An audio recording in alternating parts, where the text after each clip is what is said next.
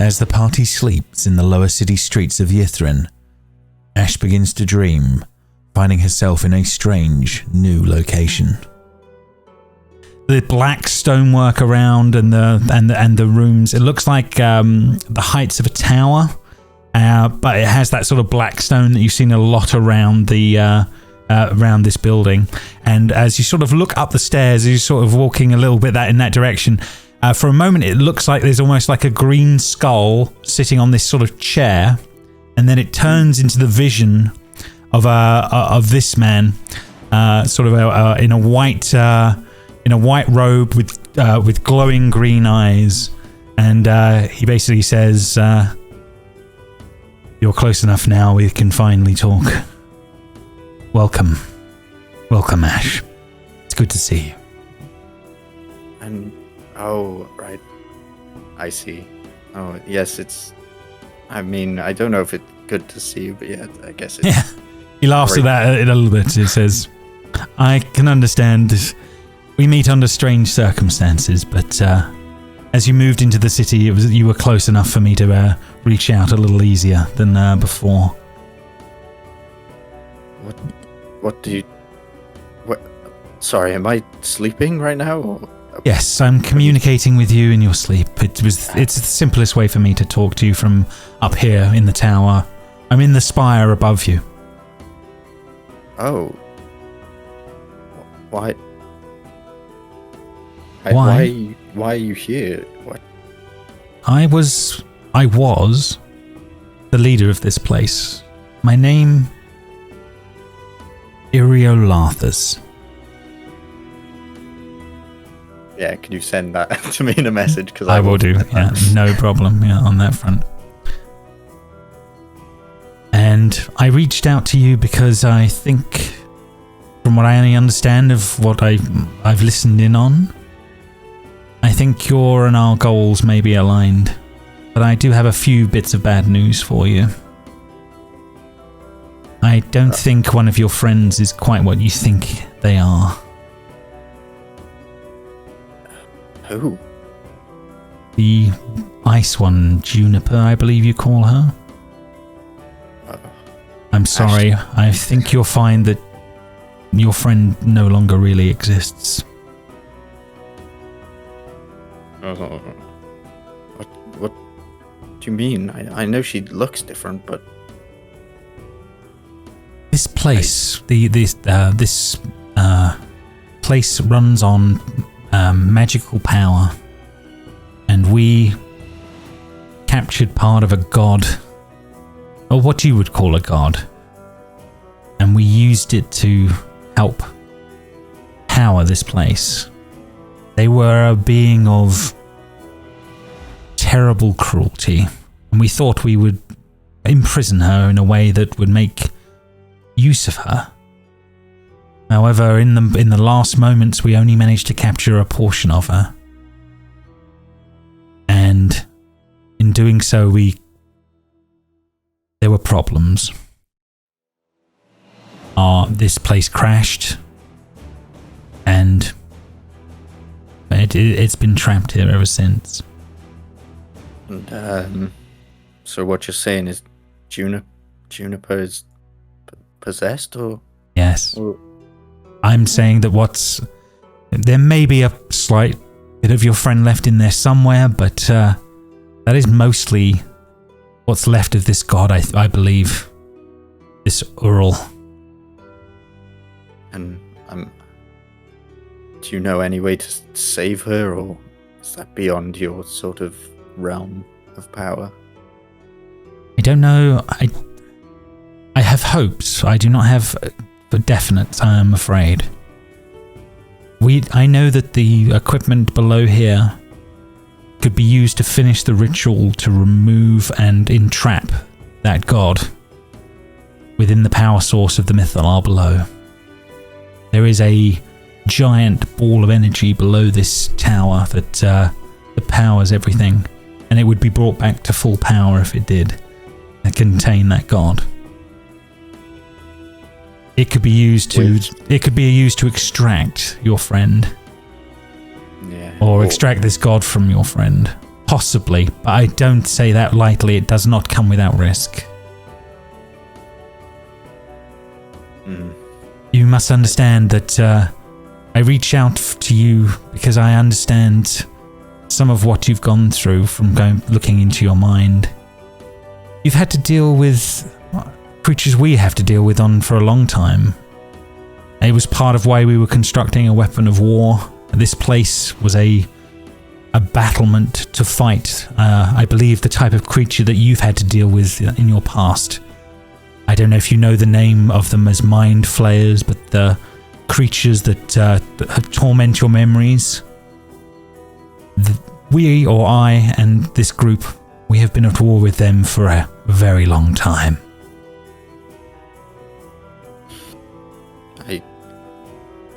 I understand that I took this power to protect Juniper and Triss, and now you're basically telling me that I might have to kill Juniper, essentially. It's not impossible, but I at least offer a possibility of saving your friend. Remember, at the moment, there is none. I cannot think of another way to make that possible. I would say the odds were 50-50.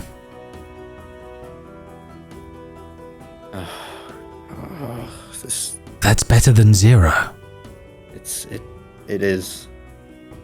But and think of the other things that would happen as well. I know this is harder to accept, but this place, powered and fully rebuilt, we could stop what happened to you happening to any others. We could take the fight back to the Mind Flayers and finish the war completely. You're preaching to the choir here. That sounds amazing. I thought I would. But I thought that's why I reached out to you. I know it was no offense, but it was very naive of me to accept your power straight away. But how do I know I can trust you? I mean, I know you've given me a couple of hints here and there, but at the end of the day, my friend Elfie had one of you as their god, and they weren't very nice, I guess. I need you to understand, I am not a god. Oh. I am a man, or I was a man. I am no longer, unfortunately. This vision, as he sort of points himself, is not my true form anymore, unfortunately. But I was a man. And everything I am telling you is things that can be done by people, not gods. This place was powerful enough to trap gods. They are not all-powerful beings. They have their limits. And this place is above them. Well, as I said to you before, as long as you do everything in your power as well as mine to keep Triss and hopefully keep Juniper alive, I will happily help you in your quest, because I also want to stick it to those tentacled creatures. They are a scourge on the universe. And we will work towards that goal if we can repower this place. I know it can be done. We just have to get that last part of that being out of your friend and see if we can get it back into powering this place.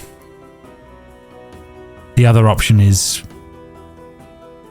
well, there are other options, but they are, and you notice him sort of look down at his staff for a moment, and then sort of look back to you for a moment.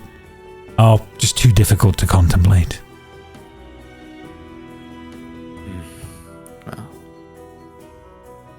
Well, you obviously know better than anyone else about what's going on in my head. I don't need to preach to you about...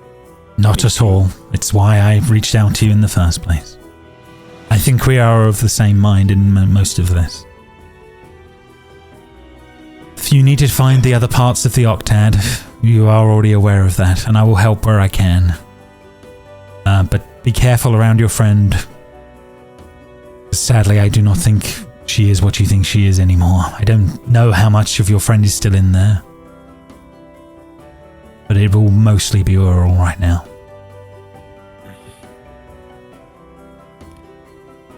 Okay. And I will wish you luck. I will put my trust in you, but just try anything you can do.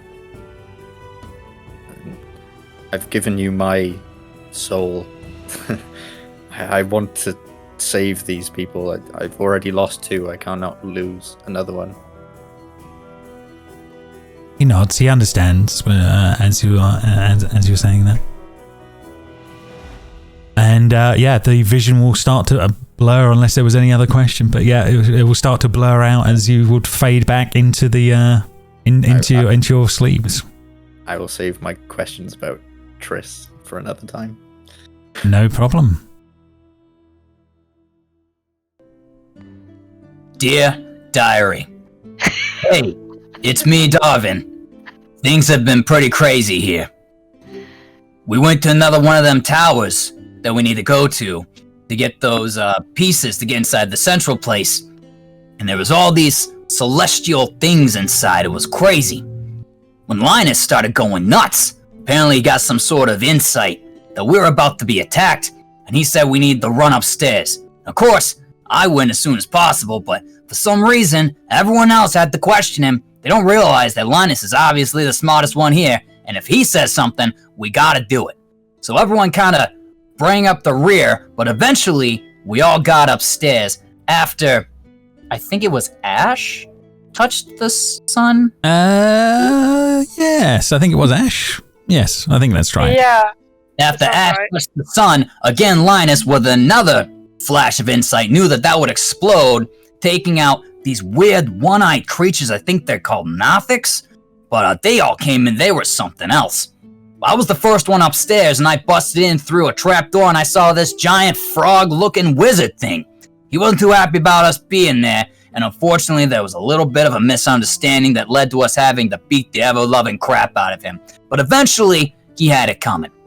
So we're up there, we're hanging out, we had some magical items off of this frog thing, but we still had to find the divination part of the puzzle that we needed. But Linus, of course, being the smartest, was able to find it inside the big frog thing's spellbook.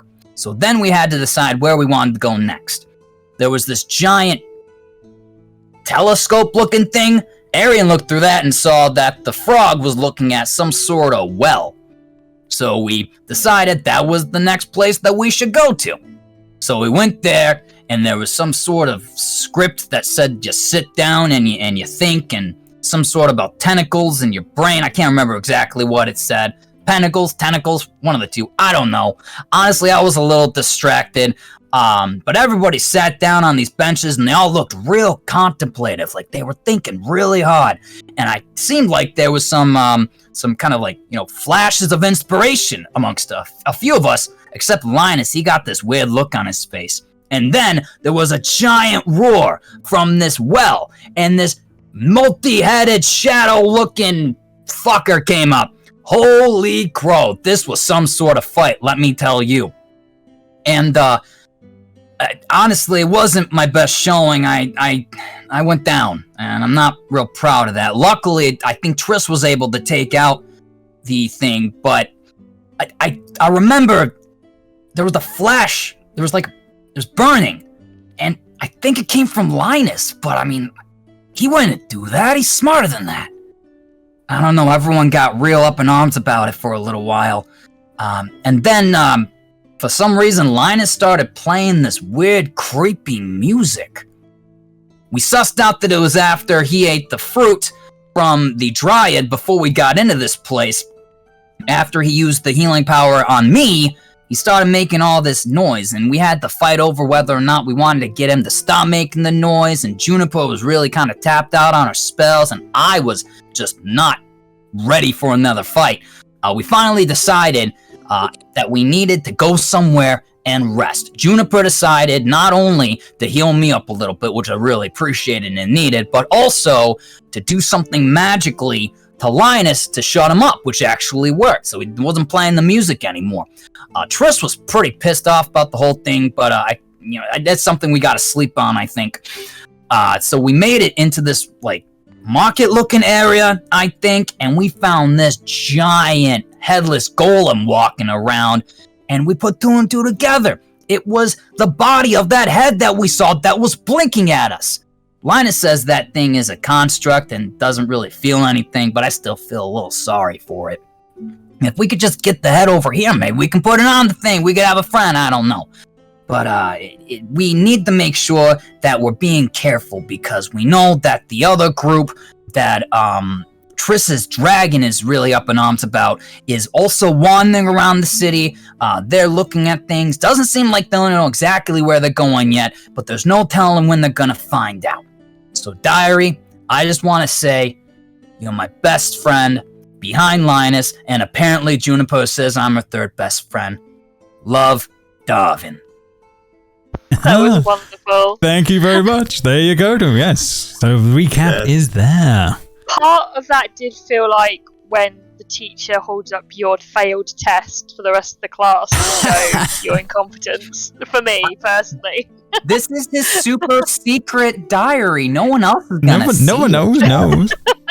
Fair enough. I just had this image of Arion reading your diary, and like the internal monologue is your voice. He's just like, yes, it was just on the side there. It was obvious when it happened.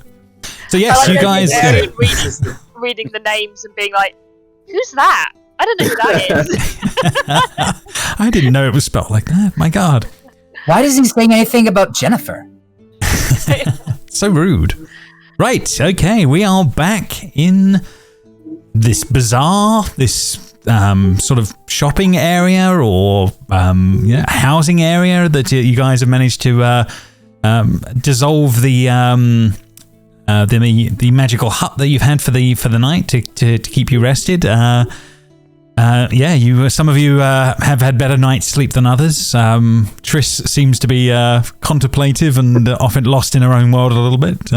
We will take that under advisement from that one. But you are free to move around. You have heard the golem in the last half an hour or so, bumbling around, smashing into things, but it's not like it's tracking you or moving in your direction. It's just literally wreaking havoc around the area in general at the moment.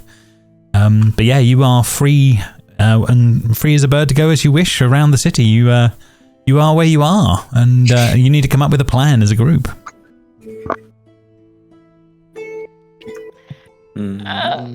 Unfortunately, Triss has kind of been our driving force for the past couple of episodes, and she is uncharacteristically silent and broody. So that is true. She's definitely not leading the pack right now on that one. Definitely seems to be off. Perhaps we should continue on. I'm not sure where the next tower is, but if we just go through the space, then we are bound to find something, right? Mm-hmm. I can give you a perception check, Juniper, of just the general area to give you a couple of ideas of what things look like towers too. That would be very much appreciated. 18. Two things, barring the outer spires, which you're not really counting in amongst anything like that. Two things stand out to you. Whatever this strange sort of tower off in the distance this side of you is one thing that you would consider. The other thing with an 18 I will give you is whatever this was at this far end, it seems to be broken and smashed and collapsed. That would have been tall at one point. See the oval that you guys are in here at the moment? If you go down the far end here, there's some sort of broken thing. You think that would have been a tall tower at one point from what you're perceiving across the causeway? Those two stand out. The rest are obviously buildings and bits obviously you see fit, but yeah, that's what you get from a perception check. I think it would be best to make our way to here, and then here, and then here, and then here, and then here, and then make our way back that way. I agree with you, Jennifer. The completionist approach, I see.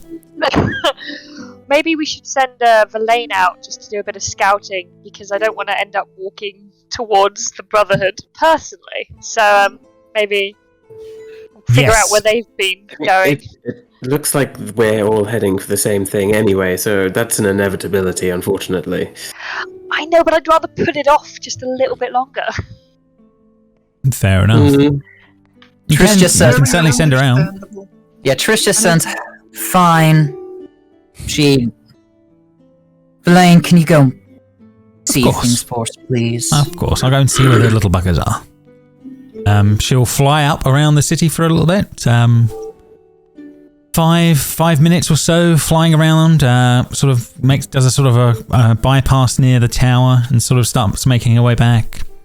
I don't think they're onto us yet, but they obviously clearly know what the towers are about by now. They seem to be congregating towards them, or to a few of the taller buildings in the general area, mostly to the west at the moment. Did any of those groups have those two guys that you know? She says, not amongst those groups, no. But I didn't go too close to the main spire where I think one of my old colleagues may be.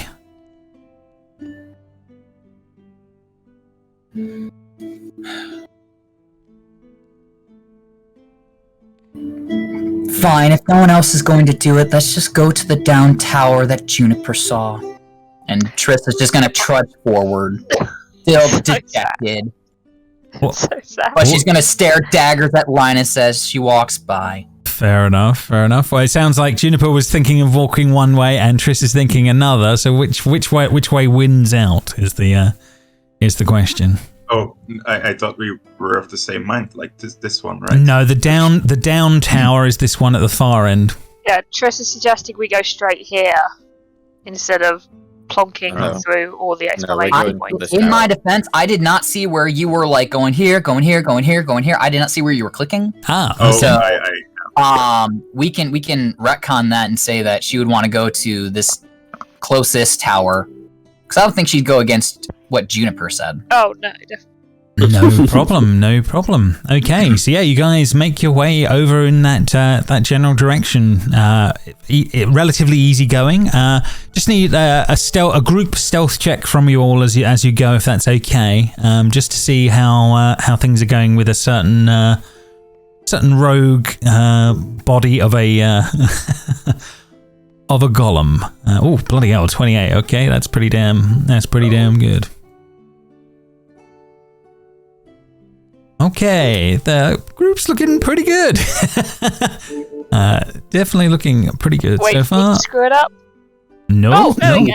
That's okay. Sorry, I need to do just one more for Triss. Just in case of anything super low, but so far pretty good.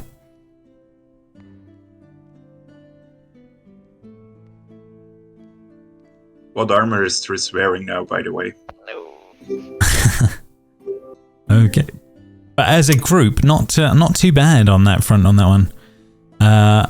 As you make your way over to this side of things, there seems to be another strange conical tower that seems to be relatively upright, built with a bunch of different arched buttresses connecting to the main area. I need you guys to make a perception check as you start getting closer. As in all of us, or just one individual? Whoever's sort of leading the group on that front. Oh, well. I imagine that Triss would be over there too. Oh, why did I roll 3 times? That's so many. I clicked it once. What the hell just happened? It's for all 3 pairs of your eyes. On that front. Okay. You can see a few of those construct type people literally surrounding the building in some sort of a strange circle. This building, or which building? The tower that's off that you're moving towards. Oh, the tower. Yeah. Oh, yeah. Do they seem to be in any kind of Are they just standing there, or are they in kind of a pose to indicate some kind of ritual? No, they or... seem to be. The words to put here are expressionless humanoid figures are standing in silence around it. Okay, that's not ominous and terrifying. No, you reckon there must be 30, 40 of them? Oh, that's a few. That's a fair few. Well, the last time we came across them, they only played a game with us. None of them have attacked us. So, approaching them may not be the worst thing in the world. Can we try to talk to them? You spoke the language of this place, didn't you, Linus? I do. Linus will nervously step forward and do that kind of thing where you scuttle forward and then you look back to check that everyone else has just run off and left him before he goes back to scuttling towards them. Darvin gives you a big thumbs up. Good, that brings his confidence up.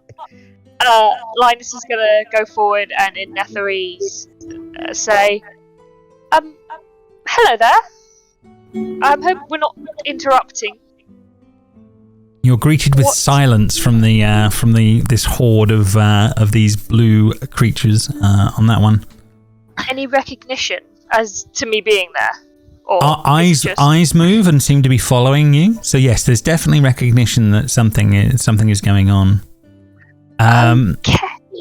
With your knowledge of Arcana and the general idea of some of these constructs as a thought process, I think you can make an Arcana check. Cool beans. 24. Unlike some of the ones that you saw during Chain Lightning Ball that were reactive and doing more, these look, as you start looking around the group of them, incomplete. You start realizing some are missing limbs and arms or an eye, or they're functionally not all complete. Oh, this is like the Westfield. What am I thinking of? Westworld? That's the one. The workshop. Westfield. Westfield. Yeah, the shopping centre. Yes, you found the shopping centre. Congratulations. Yes, no, not quite on that one. But yeah, with the 24 Arcana, they're like waiting here, and you start to think, yeah, they're not complete. You're certainly pulling that. You're getting that vibe from them. Okay. Maybe I don't know. Linus will go. Are you okay with us going in?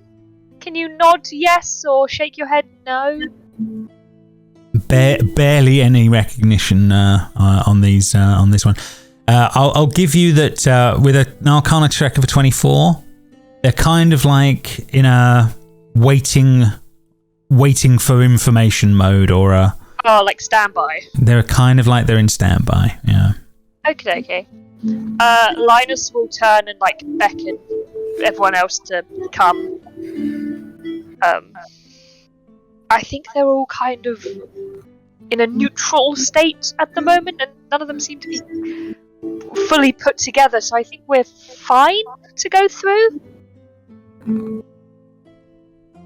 I think Triss would kind of walk up to them and see what they are and what's happening, and kind of put two and two together and go, oh! And I think she'd probably want to maybe check them out, maybe see if she can't tinker with them and make us a friend and guide. Okay, well, it's not impossible on that one. Yeah, she could try just taking a general look at them with just with an Arcana check for starters, just to see if she can get even a general idea of how these things would, or maybe going together. Massive Arcana. I'm sure she does. Yes. Arcana for days. Arcana for days. Oh, okay. Oh, I'm 19 with an 8. Jesus. Yeah. She gets a little bit of a sense of them, but these things are this is something that she extremely would, complicated. This is something that she would have to work on for a long period of time to pull off. I was about to say, if it's anything that would take any sort of like long amount of time, I think she'd gauge that and be disappointed, but accepting. It was just like a thought. Maybe she could take like a piece from this and a piece from there and twist some wires, Yes, I mean, she's not. I mean, she doesn't think it's impossible. But she does think it would need. She would need more information as a guide, probably. This is very old, but very advanced by the same token.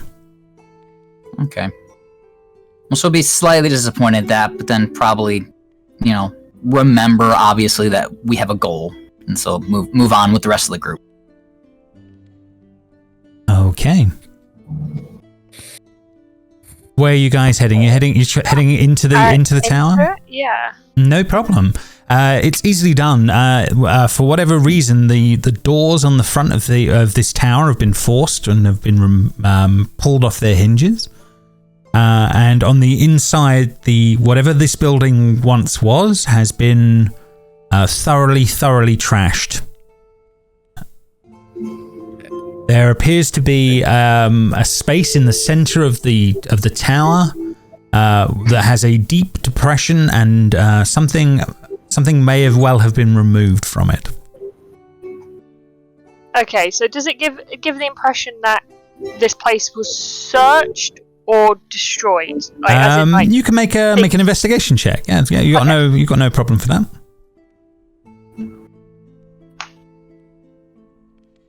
The 16. You think that the general destruction around is more of trying to destroy work. However, but you do think whatever was removed from the center section, you don't think whatever that was ripped out, if that makes sense. Like there was one specific thing they needed, the rest was considered destroy or trash. In the process, removed carefully, and then everything was. Wrecked. I'll give you also with a 16 that the number of parts of these automatons that are around is quite high. There are many body parts strewn across this place inside this tower. Is there an indication about which tower this is? Which school of magic this belongs to? No, none. This does not. It's not giving off. There was none of the same symbols that you would have whenever you were near any of the other towers. You've not had any of that going on, suggesting it may not be what you're looking for in that respect. Yeah, this might not be one of our towers. It might just be a tower. Yeah. It seems like this might have been a workshop of sorts for constructs, and whatever was in the center of it maybe was a particularly interesting invention, or perhaps a power source to create the constructs. Who knows? This is just me hypothesizing, dependent on our surroundings. Yeah, you know that there were certain items that were used as power sources for things. That's certainly something you were aware of. That there were certain specific magical devices that these people used for powering things was certainly true. It could be linked. It could be linked.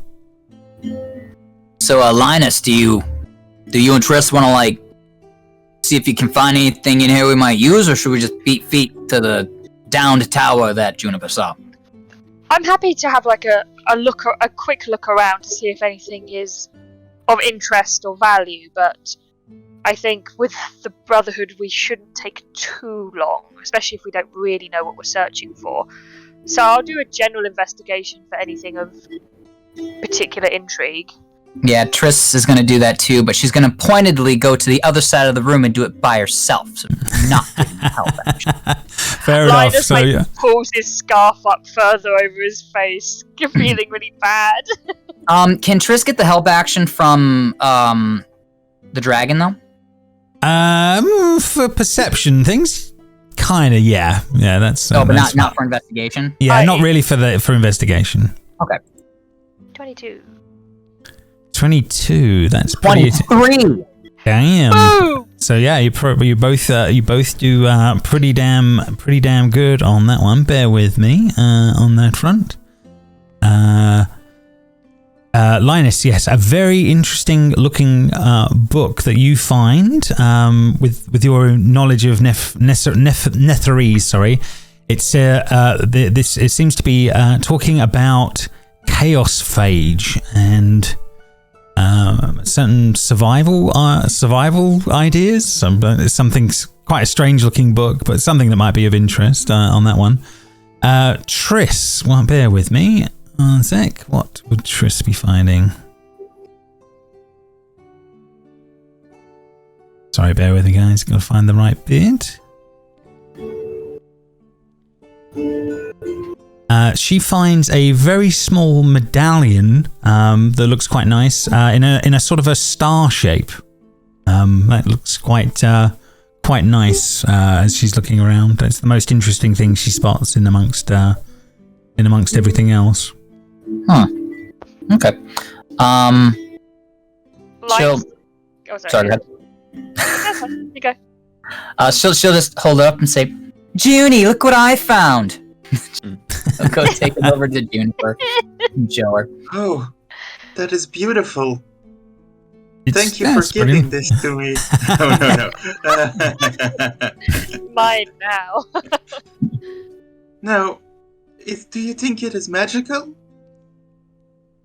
Oh, I think that'll have to be something that we look at later when we, get further into our task. I think time is a little too short now to look. Yeah, it's quite beautiful. It's sort of a star. It's a red ruby with a star shape within it. It's quite nice. Does it remind Triss of anything either Netheresian or just magical in general? Make an Arcana. Let's see what she gets.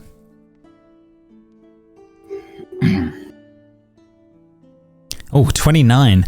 Good God! The red color does remind her of what the sort of the properties you get from healing potions. Oh, Juniper, this is really interesting. You see, the center here, this redness, it actually is the same shade as healing potions. This seems much more condensed and refined, though, probably because of Netheresian technology and how more advanced it is than what we have now. She's just talking your ear off about it. Fair enough. But that's quite nice. Linus is So gonna walk. interesting. Oh, sorry. Go ahead. No, you go ahead. Oh no, but I was just gonna say Linus is gonna walk over to Ashe with the book, hold it up, and say, "Please, can I keep hold of this so I can read it? I promise I'll give it back to you at the end." Because he's tired of getting things taken away. What book is it? Does it look valuable? To Linus,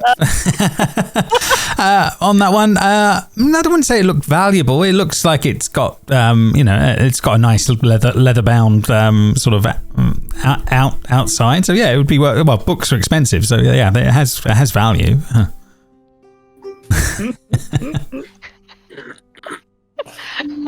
Fine.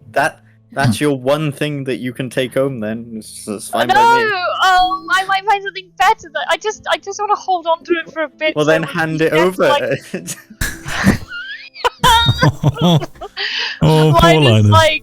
Is fully on that verge of having a toddler temper tantrum, in the middle of this tower, but he composes himself and just hands over the book to Triss because she's got the bag of holding. Trying not to make eye contact with Triss, obviously, because he hasn't got the right to do that anymore in his mind. Fair enough. But yes, I mean, you've had a quick look around the place. Those are the sort of things that come to mind. Clearly, some sort of a workshop has definitely come to mind on some of this. But pieces have been removed, as far as you can say. But they're the key things that you're spotting so far in this tower.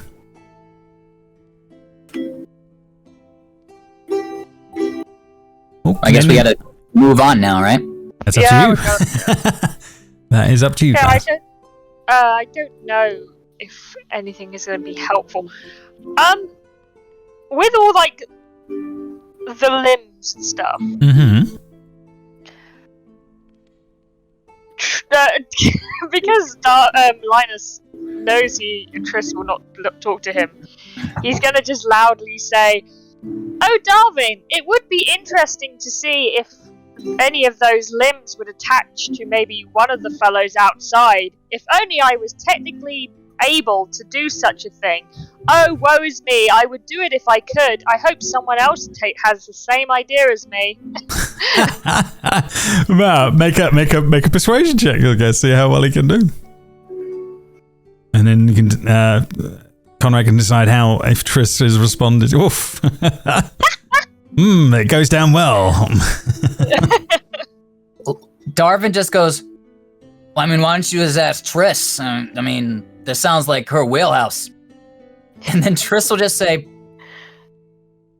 "Juniper, isn't it silly how some people have ideas that they know nothing about? I mean, the technological advances here would make any sort of repair just take so long. Absolutely eons. Only an absolute fool would want to try to attempt something on such a tight schedule as we have right now." But, Triss, if anyone could do it, it would be you, wouldn't it? Well, I appreciate your vote of confidence. Thank you so much, Juniper, but we really don't have the time. We have to get to the towers first. And if we can turn back time, maybe we can come back later with Leandra and Elfie. Ooh. How good would it be to have an army of these automatons? I'm sure it would be absolutely smashing, but at the same time, we just don't have the time.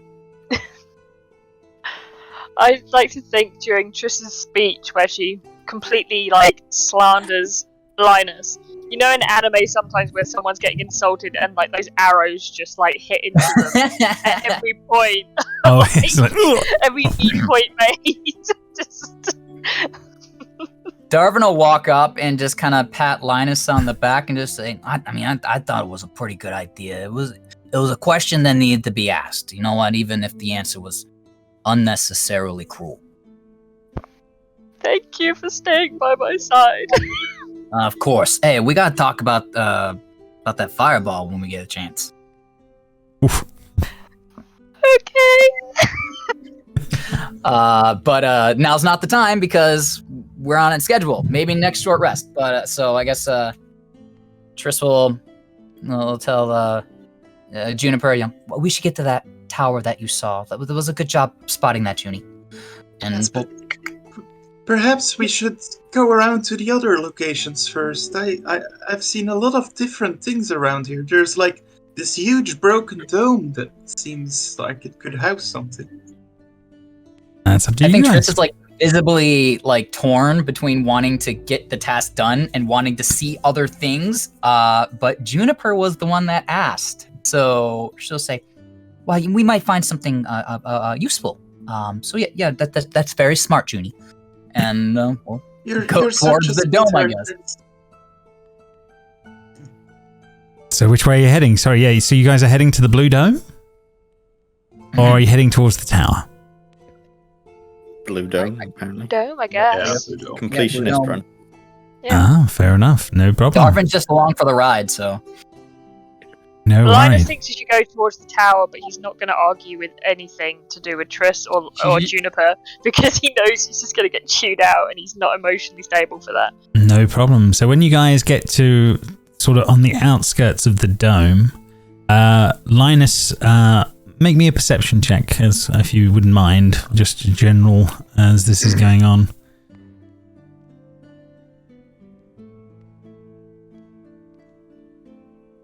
15. Oh, I saw that too. Yeah, I was like, which one's it going to be? In the distance, just past this slightly smaller dome, Linus, is the first time that you've seen anything that looked like an obelisk. Off down further off to past the spire, but in a direct line from where you guys are, further down the actual space, there is literally an obelisk near another tower.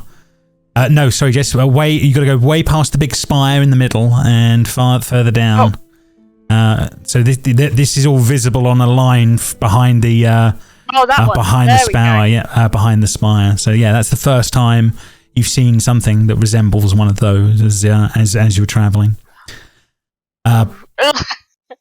Linus is gonna like do that, that arm slappy thing that you do when you get excited, and he's gonna do that to Darvin because nearby, and he's just gonna be like, the obelisks.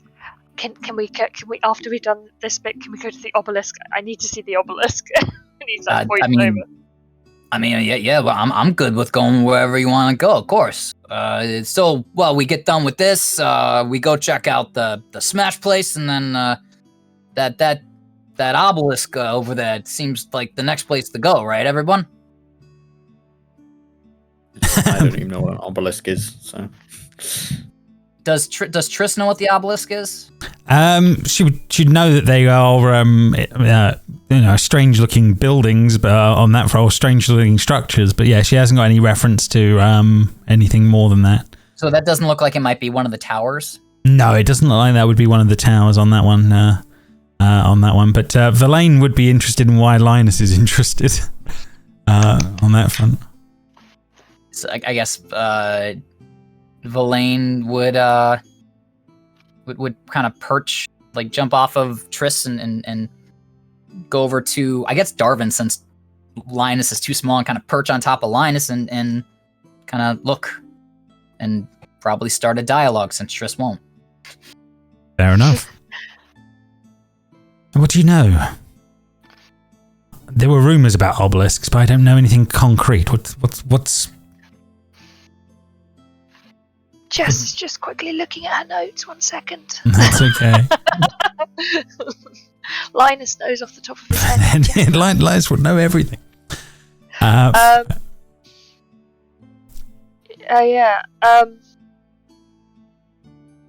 Powerful stores of power. Linus would definitely be aware of that. I'll give you that. Giving you that much. Yes. Powerful magics are usually stored in obelisks. Is usually the way things are done. Some powerful magic, such as time magic, could be stored in there, definitely. There is a theory that the ancient obelisks have been placed in specific time periods to age appropriately. It's something I have written down here as well. So there is a possibility that they are storers of the time magic that we're seeking, but who knows until we go towards them. But there's definitely some powerful magic coming out of those. So you're saying it's like a granary, but for magic? That's a really lovely way of putting it. I like that. I'll use that in my lecture. Theory would be we simply need to crack it open, and then boom, time magic? Don't think that's the best option, because if we just crack it open and reveal it, there's no way to possibly control it. So we could, instead of going back a few weeks, go back 700 years. We don't know. Why would we want to do that? We only need to go back a few weeks to save our friends. Oh yes. But if we just crack it open, as was so bluntly put, there's the possibility that we don't know how to control the magic within. This is incredibly powerful stuff. The Netherese were capable of doing magic far greater than we could. Correct, 9th, 10th level magic. Yeah, you could get like 10th level, spells out of it. If only we knew a wizard who specialised in time. Oh, that would be great. I really wish we had one of those. There we go. Is this something that you think you can figure out? And this is actually Triss asking Linus. I could try. I'd definitely try, but I'd have to have a look, and if Verlaine would help me, I'm sure she has some insight that would be helpful. I have reasonably good Netherese knowledge. Yes, I would be eager to help. Yes, and maybe if it is spells above our capability, maybe there's a way we can create something to channel the magic in a more safe way, and that's where you could come in, possibly, Triss? But again, this is all dependent on when we get a bit closer and actually see what we're working with. Fair enough. So yes, you guys are still standing outside this immense dome at the moment, but I yes. think Darvin is gonna, while they're doing the heavy talking, Darvin's gonna like go up to the dome and see if he can't look inside. Easily done. You can see in this sort of immense sort of dome that you're looking at, it's got like a crystal roof that is sort of marred with cracks, and there's a bunch of different gaps around within it. On that one, you can definitely sort of peer in through it and have a look through that sort of shell, Darvin. Yeah, what you can see on the other side is what appears to be, you can only describe as sort of miniature landscapes, like natural features, like like fjords and mountain ranges and all of that, but all in a kind of like a in like miniature, like a miniature land, if that makes sense, is sort of there within. You've got mountain ranges, deserts, forest streams.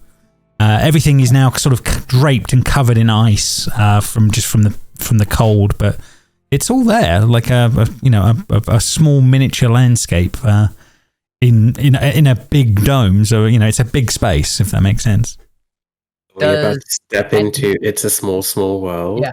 Does any of it look familiar? like that mountain range looks like a map that I saw, or like that lake is shaped like, I don't know, like does any of it look like Darvin would know what it is? Yeah, no, I won't make you roll for it, but for this, Darvin, no, nothing comes to mind as you're looking at that. As in, none of it is recognizable to you as a space for what it is at the moment. I don't know what you were expecting to find in here, Juniper, but it just looks like a bunch of like, I don't really know how else to put it, small landscapes. Like maybe it's a model or something. I still think it's a small world, but how small is this? Is this like big enough that Linus could live here comfortably? Or No. We're talking miniature space hamster size stuff. Yeah. Like a model village. Yeah, like that sort of like thing. Yeah. Well, ants would be comfortable to the scale of mountains, if that makes sense. On what you're looking at, but it's a very, very good replica of a space, if that makes sense. But just in a miniature form. Perhaps they used to keep miniature people here as an experiment or something. Arion will cover Linus's ears and just glare at the Juniper.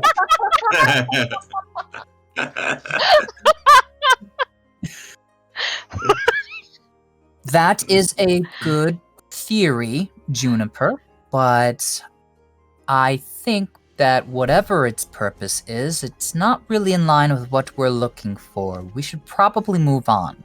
Are you guys going to investigate the space a bit, or as in go in, or?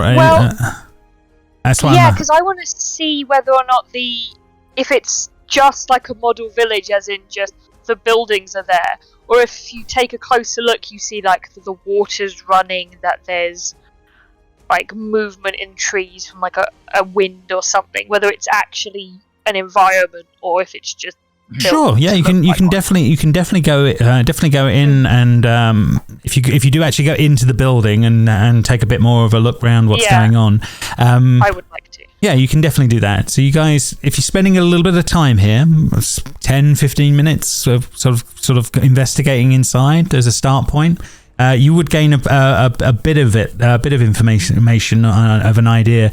So it's different habitats made up for creatures, you think. So like a menagerie would be the best way of putting it, is when you spend a bit of time looking around on that one. So they are kind of like fake different habitats, kind of like from the Harry Potter books, from the Famous Beasts kind of thing, where he's got like the different things in the suitcase for the different environments, for the different creatures.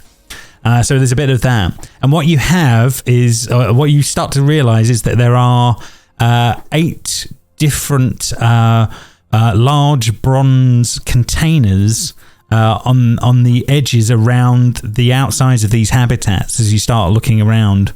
And there seems to be like some sort of giant lever next to each one of them, and a giant needle, like a sewing, a large sewing needle, but literally sticking out the side of the vat of these things, each with a lever attached to it. Okay. Oh, I really want to pull that lever, but I know terrible things could possibly happen. Fair enough. Only one way to find out. I know. So you've got these vats with a sort of like a needle apparatus sort of sticking out of it, and a lever of some description next to that. And there seem to be 8 of them dotted around in different places in this habitat. But yeah, do you guys do anything with any of this? Come on, Linus. Satisfy the scientific curiosity. Yeah, I know. I want to at least investigate one of the needle lever things to see if, like, I think that like liquid would be released or. Okay, yeah, you can make an intelligence arcana check for me. An arcana one. Mm-hmm. Cool beans. 21? 21, nice, okay. With that check, you get the idea of how to use this apparatus. It seems like whatever this is, it would draw blood from a person, and then store it within the containers, and then the lever would cause some sort of wheel to spin in some sort of mechanism internally. But you don't know, however, what its purpose is from that point of view. You get an idea of how to work it, but not what its purpose is, if that makes sense. So it will mysteriously take my blood and not tell me what it's going to do with it.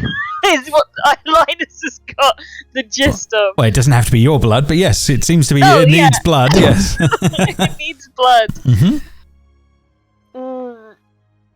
Theory. No. I need to know. With your 21, you would be aware that it would be trying to drain. It doesn't have to be done from one person, but it would be trying to drain 80 hit points worth of blood in total for whatever it was trying to do. I don't even have that. So no. You would shrivel up to a tiny little husk. You do not think that it has to be from just one person. Okay. Linus would be like, this seems to require a fair amount of blood to operate. I can't tell you how it will operate once it has obtained its blood from whatever sources it may come from. But it wants blood, and I'm terrified of why. No, thank you. I'm rather attached to my blood. Yeah, I was thinking the same. Can Triss maybe look at this device after the description that Linus gave and see if she can't suss out what the purpose, like to what end the blood is being used for? She can make another Arcana roll and see if she can figure out anything more.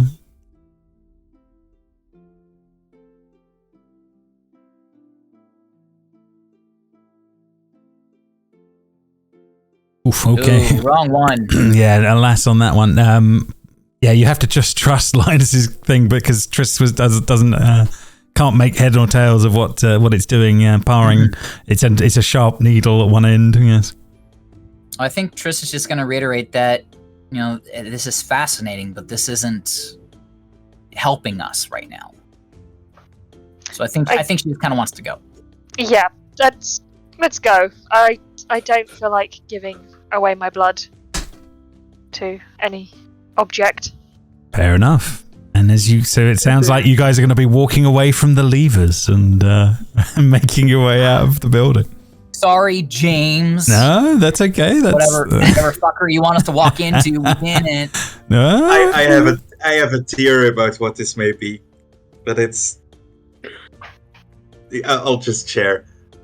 what if this is a cloning machine and creates a miniature you to live in this miniature world? This casts the clone That's spell on terrifying. you, so if you use it, then and you die here, you just teleport back to whatever this is. Well, We're not teleporting. Oh, no, you die and become a miniature version of yourself. well, James said you can mix the No, blood no. to equal. Correct. The amount. You know, Maybe it doesn't we have to can be make from our, one. like, It doesn't have to be from one source. Yes. make our Well, children that'd be tiny trippy. versions of like. It could be like half, right? Like half Juniper, half whoever else to take No, it. no Right, thank it's you. I Darvin, hate but it. a half orc because he has a little bit of Triss in him. Wow. Hmm. Let's move away from the dome. As you guys step away from the dome, fair enough. Again, Linus, the obelisk it catches your eye from the far end, but yeah, you guys are free to move as you want. You guys can move where you wish. What's next on your agenda? I mean, we said we were gonna go check out this downed tower, right? Mhm. Yeah. Unless Linus is like super insistent that we go to the obelisk. Alliance is like, can we go to the obelisk first, please? We'll get there. We'll get there. We need to, 100% complete this place. This tower's closer by, right? It is We still closer. have this building to walk to first. It's up to you. Which one's the next first on your list?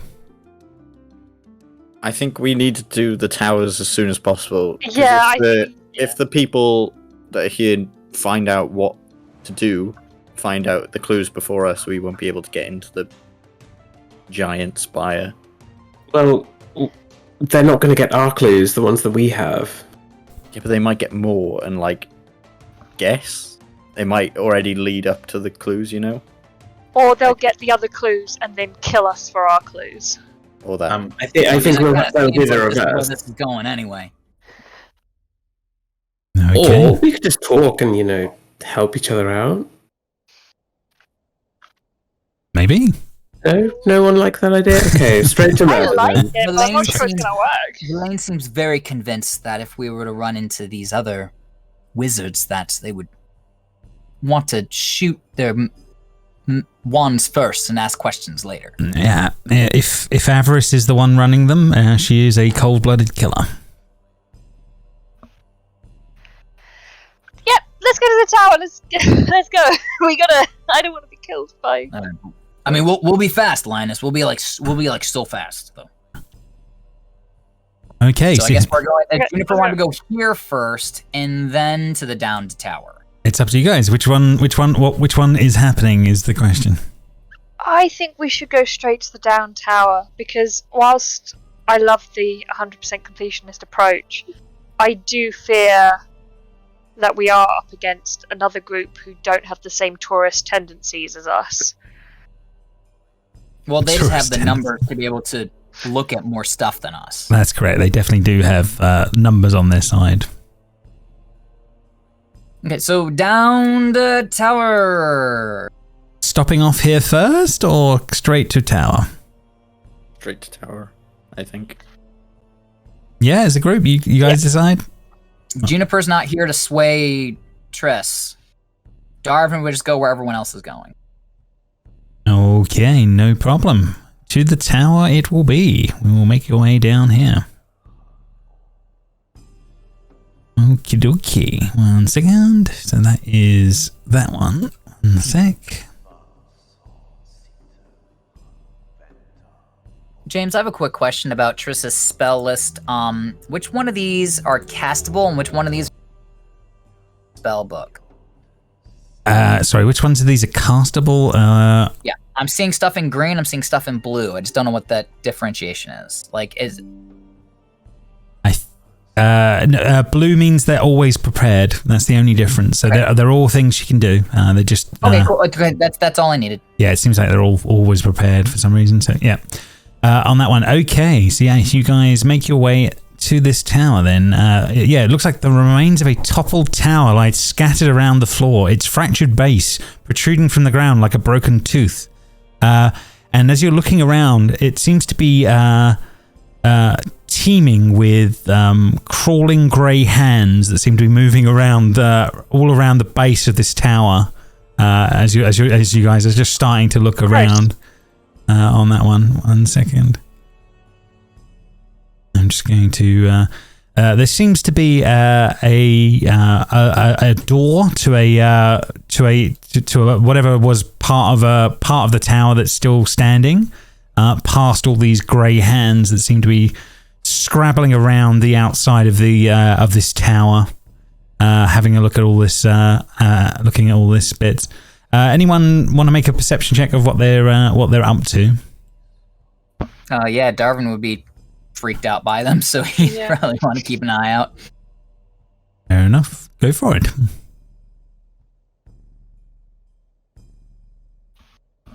Oh, yeah, it's hard to differentiate a pattern in amongst them, but they don't seem overly interested in much in any of you as you're actually doing anything right now. But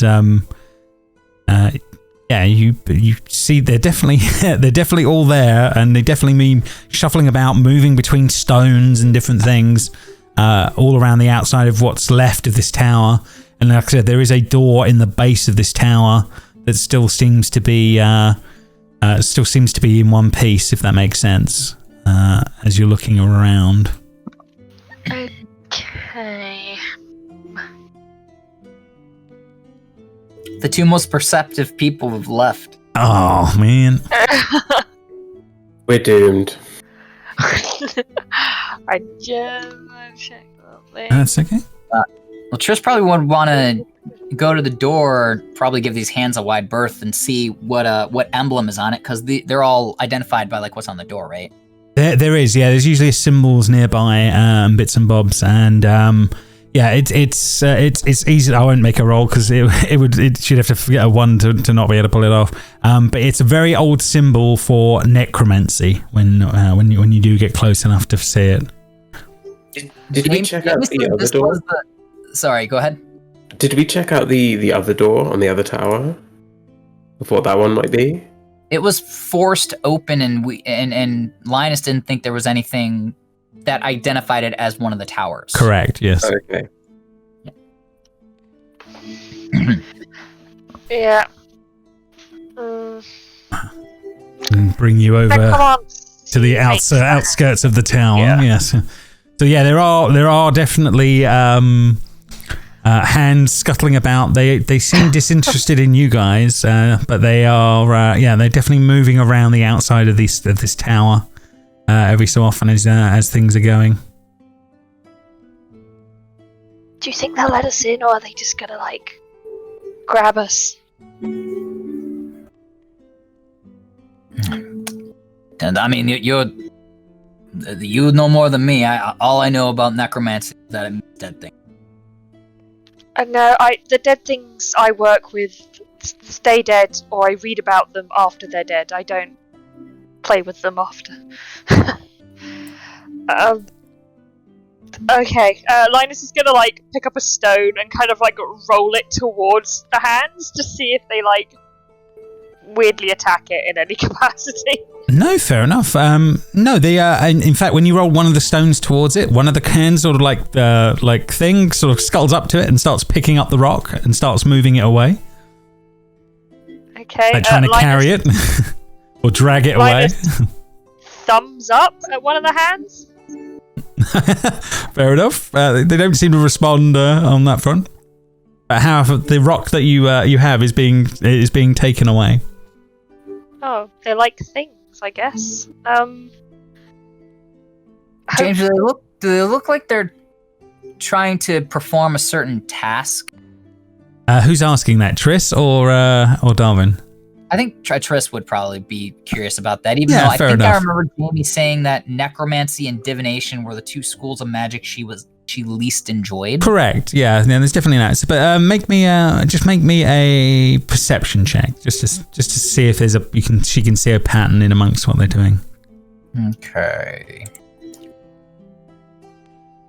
She's not very perceptive. 17.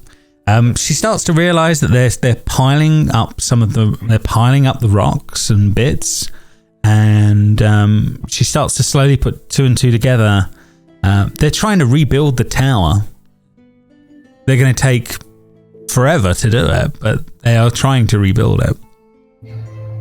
Oh, those poor things. They're trying to build the tower back up, but they're so small and they can only grab such little things. It's going to take them ages. Yes, it is quite funny, isn't it?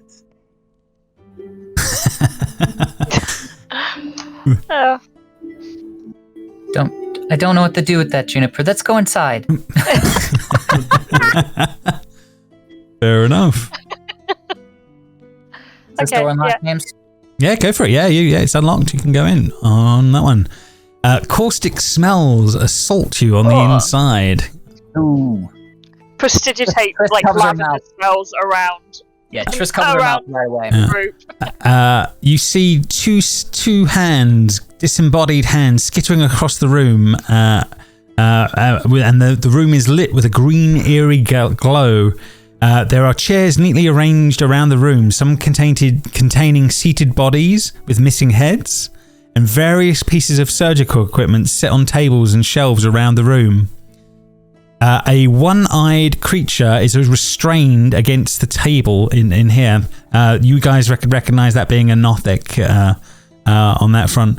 And it's a sort of a blood-stained bed on that one. And the thing that you notice the most, Triss, is there is a floating brain in a jar that is gesturing with two of these pairs of hands.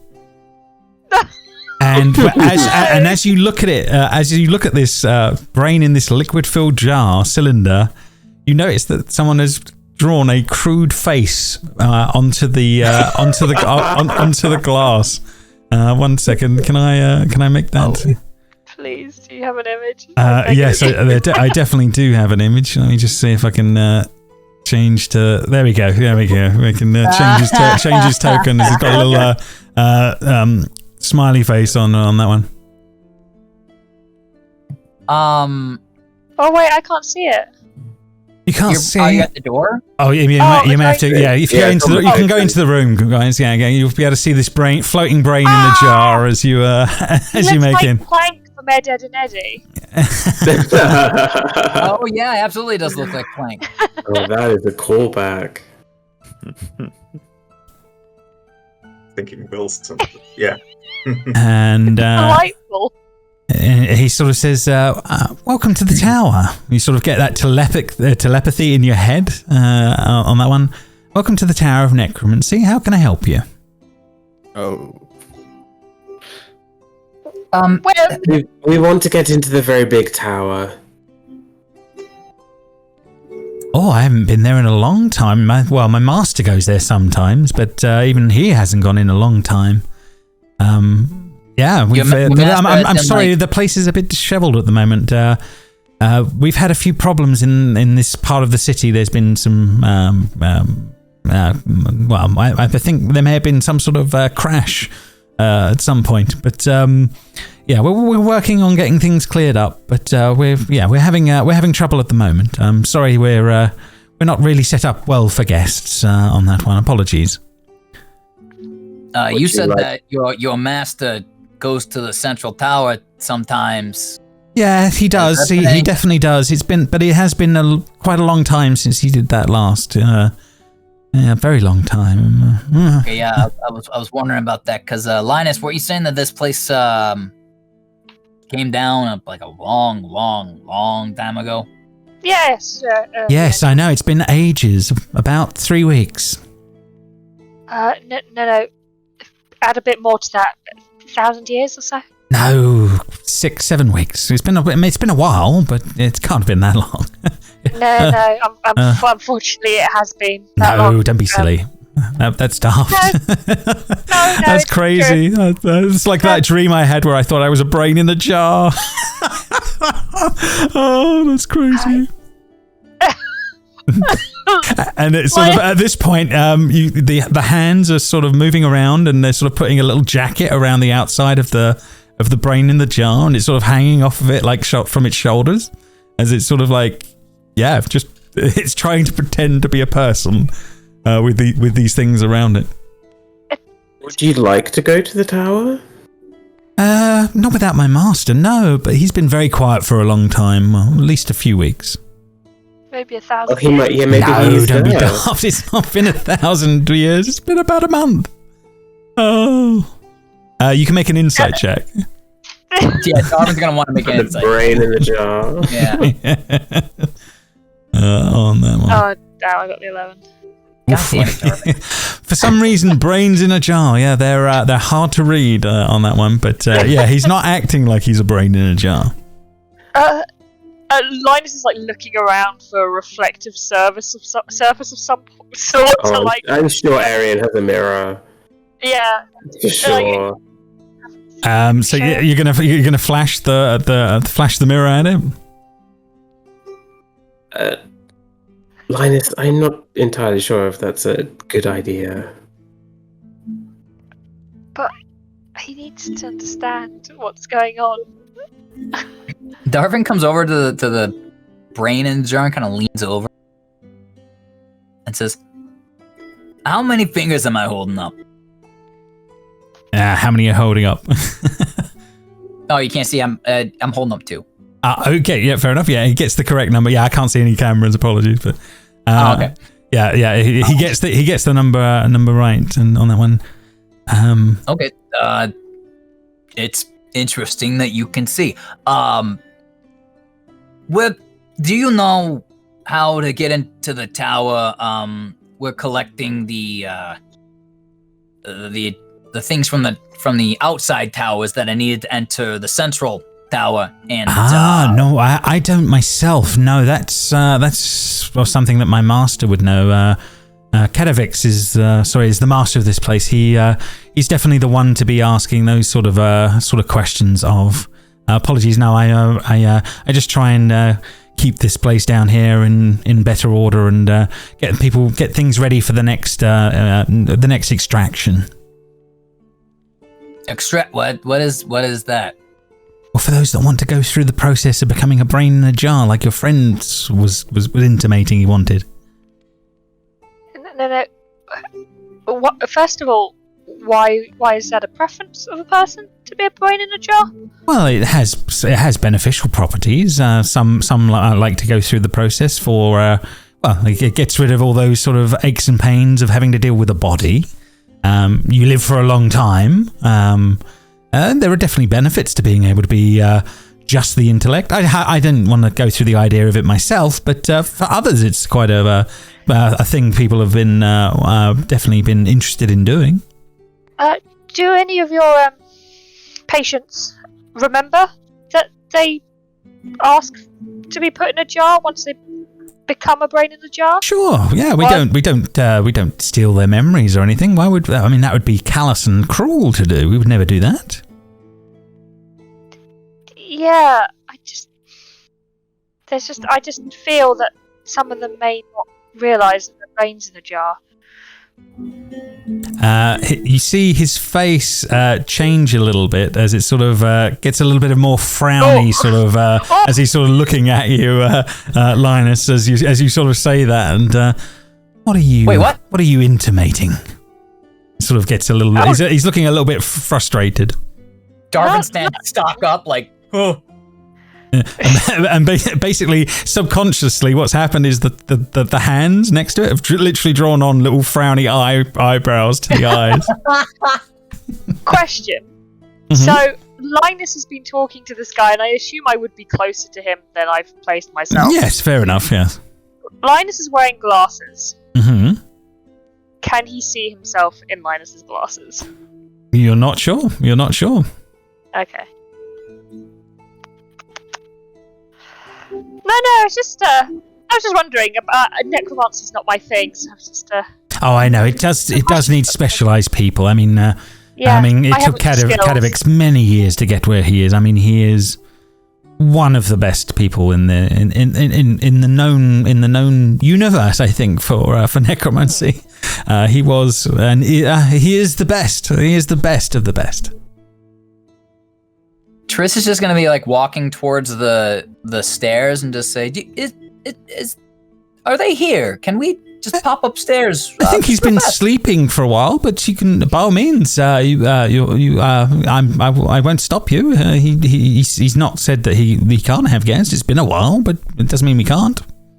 Well, thank you for that. Didn't catch your name? Lawrence. Sorry, apologies. Lawrence, thank you for all of your help. You're welcome. Chris just gonna turn about face and walk by Ashe and say, "Get the fuck upstairs." Ashe, He's been a real gentleman.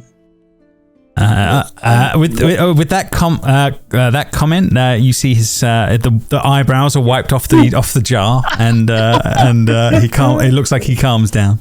Why, thank you, my dear. Linus is just say, for intruding your home, I can cast a bit of precipitation, clean up the place. You were worried it was that would certainly speed things up. That would be amazing. And so he seems happy with that. Just get rid of some of the blood and things like that, just to make it a bit easy. I don't want you to have to get up and clean it yourself, you know. Oh, well, thank you. And he seems very pleased with that on that one. So Ashe, are you the first to get to the door at the top of this, going up the top of the stairs? Does this make sense in this order as that's going on? 1 second. Yep.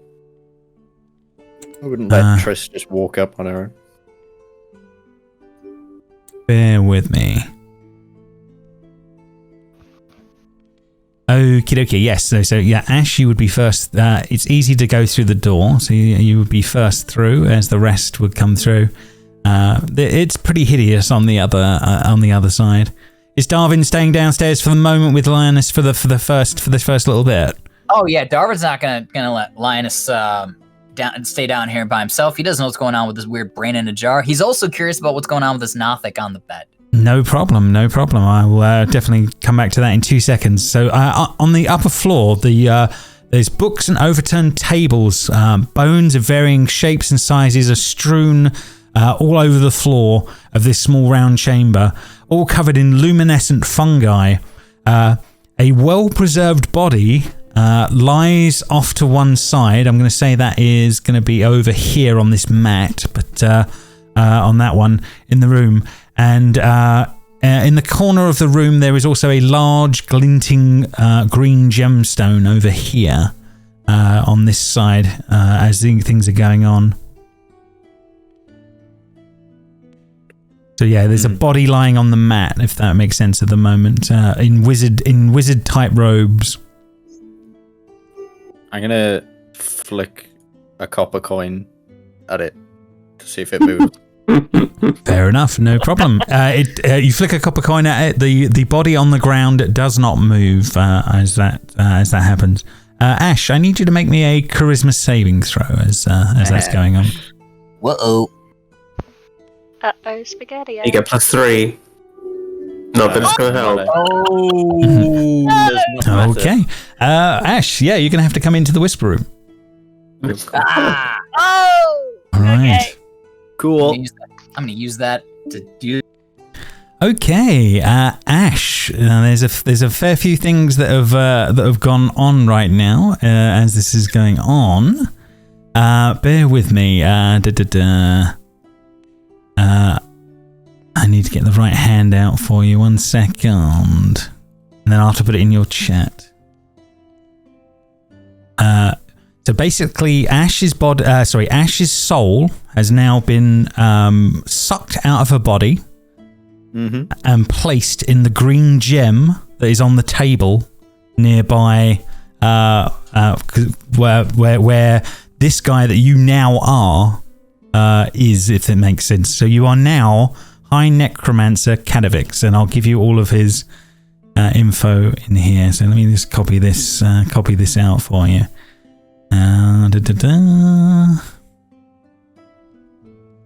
So yeah, you've got all of your current skills, but a bunch of things change. But let me pass this through to you. 1 sec. So in your chat, it's gonna be come through, and that is Joe Private in there. Upload as a file. Is that gonna work? Does that come through as a message text in your in your Discord there? I haven't got anything yet. Oh, okay. Why is that not working? Okay, I'll give you the gists of what you're doing anyway. So, okay. So you are now inhabited by the body of a 2,000-year-old necromancer wizard on this front instead of that you are now playing with him. You need to grab the emerald with the soul of Ashe in it as quickly as you can to protect it from harm, because you know if anything happens to that, things will go wrong. You also know that there is a 500 gold piece diamond in the room that can be kept for emergencies. You need to try and search and find that, because you can cast Raise Dead on your body and bring you back. Okay. So your only other goal is to find out the fate of your lover, the High Enchanter Yuniver, in the Tower of Enchantment. So at the moment, So these are the key things that you need. But let's see if I can get this to come through properly again in your chat. Why is that not going to go? I'll do it in section then. 1 second. Might as well give him an animal handling check while we can.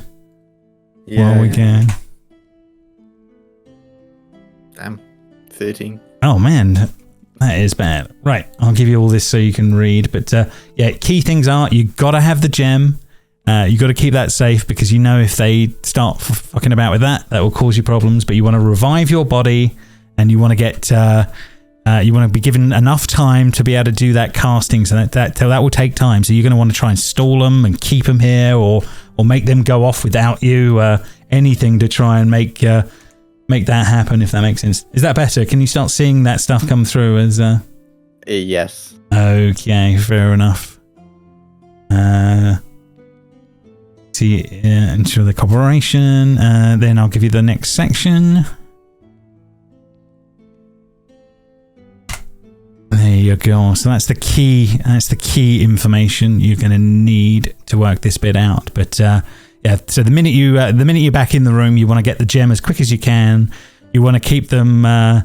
You keep them trying to study the space so you can find the diamond in the room, so you can then get your own body back. Is basically what it is. And as a last resort, if they start to try and take you out, or he feels under threat, the last thing he'll do is if he feels like he's in threat of dying, he would try and bargain his way out of it, as in sort of fill them in on what's going on and try and get them to revive him as a worst case. Is that enough for you? Yeah, you've wandered straight into it, but you were the first one to interact with the body, unfortunately. Yeah, that's fine. It's a lot, but sure. It is a lot, yeah. I definitely don't disagree.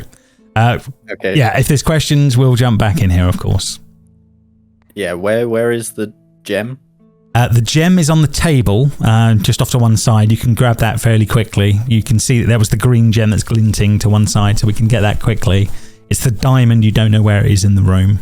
That'll be the secondary device. You must have the gem first, because you know that's the soul of the person, because that's where you were trapped moments before. So you've been stuck in that gem until this person came along on that front. Let's go back and see how we get on. Yeah, cool. Okay. Identified. Right. Sorry, we are back. Sorry about that. It took a little bit to explain. We had to do a couple of animal handling checks and things like that. Joe, you're infuriating. We were trying to read your face and you were not emoting at all. You said nothing. That's the whole point. Oh, there you go. One of those poker players that just wears sunglasses. Just can't get a read. But yes, so you guys are in the room, all as is. This body on the floor on this mat, unmoving from that coin toss of Ashe clipped it moments before. Yeah. Is there anything around? Anything of note around straight away? Just having a look round, there's definitely the gem directly in front of you, that green glinting one over there, literally in the... Over here, right? Yeah, I think Tris yeah. is checking that out while Ashe is flicking coins at this thing over here. Yeah, we'd take that. I'll just grab it straight away. Fair enough. But and Tris would be like, oh, you don't want to do that. It could be cursed. Let me look at it first. It's a gem. It's nothing. Don't worry about it. Well, that's fine. And also, how are you grabbing anything? Your hands don't work. I can grab stuff. I can't. No, it's impossible. Grasp. No. How do you pick things up, Ashley? You're going against your character. I can still grab stuff. I just can't, use weapons properly. Yeah. Well, no, Tris would still, like, not slap your hand away, but just kind of, like, wave it and be like, no, let me look at it first. It's just... Oh, I've already grabbed it. What? Well, you have to make a sleight of hand against each other and see, I guess, who would be quick. Or just straight dex, but yeah. Straight dex against a freaking monk. Hey, well, it is what it is. I mean, you could still beat me. I'm not... You said a sleight hand. You said a sleight of hand? Mm-hmm. That'll be fine. Yeah. Nope. Ooh. No, That you was vote for Darvin. Darvin. Yes, that's Darvin. Sorry, Not that's all right. That's okay. Yeah, it would be better than a one. We'll take it. Sorry, gang. That's all right. Two characters. Yeah, I definitely know where you're coming from. Hey. Yeah, Ashe goes for it, but Tris is quicker, going for the grab, pulling the green gem back. Tris grabs it and she kind of doesn't realize that she just kind of snatched it away from Ashe, but at the same time, it was just like, well, we need to make sure that it's safe first. So like Tris wants to kind of like examine it and check it out. Yeah, Ashe would be slightly nervous at you doing that, and she'd be like, no, just give it here. It's like, I don't understand why you're taking it from me. Actually, there is enough loot for all of us. It's not taking it from you. I'm just looking at it to make sure that it's safe, and then it'll go in the bag, like everything else. It's fine. We can look at it later. Right now, we don't really have the time to identify. As soon as we have a break, then I look at it along with everything else. I'm just making sure it's safe first. And so, like, did you want me to roll anything to see if this is okay? Are you going to spend the time to examine it, or what's going on with it in this moment? I suppose more is what just I'm making at. sure that it's not dangerous. Like, because we really don't have the time to look unless we think this is something that could possibly have like a clue or a hint in it. Basically, like, oh well, then yeah, I guess yeah, Tris is taking the time to look at it. I guess. So in the moment, what's she going to be? She's going to be trying to study it in the moment. Is what I'm trying to get at is how in depth are we happening on like the inside of it? Does it feel different? Maybe she'll take out like a tool and see if if it looks like a certain. Okay, so she's going to examine it in detail. If is the way that's going on that front. Fair enough. Ashe, you can't let that happen. No, I'll grab it again. Try and grab it. Just give it to me. I don't understand. Can I interpose? You certainly can. You can certainly come into. In the middle of like examining it, she has no idea why Ashe is acting this way. So yes, Ashley. There's enough to go around. You can't let that happen, Ashe. So you have to decide how this plays out. Yeah. Hang on. I'm just reading some stuff. That's okay. Yeah, Tris at this point is more like. At first, she was just like not annoyed, but she had a course of action that she was taking, and now she's like I guess a bit perturbed by Ashe. I don't think she's off put like yet, but Ashe is acting odd. That's fair enough. What did she do? I don't know. It'd be great if Joe accidentally killed Tris, and then Joe would have to explain to Jamie that he Wow. It is a lot. Way to break a family apart. Next week, there's just no Joe. Like, I kicked him out of the game, Oh man. killing my character. Okay. Can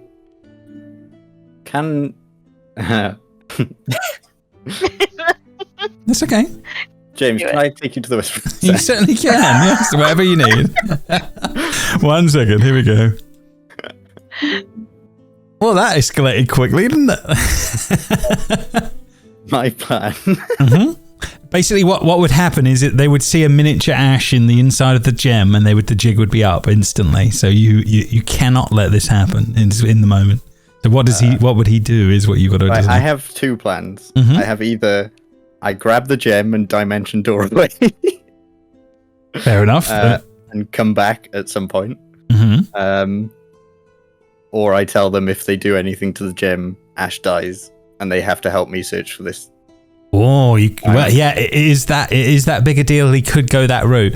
The only reason I would say the dimension door would be worrying is that they would have your body, and because that's the other half of the story is that you want to resurrect yourself. They might not know that it's that. Well, they know it's a body, but if they figure out its possession, because they have the gem, it would be trouble.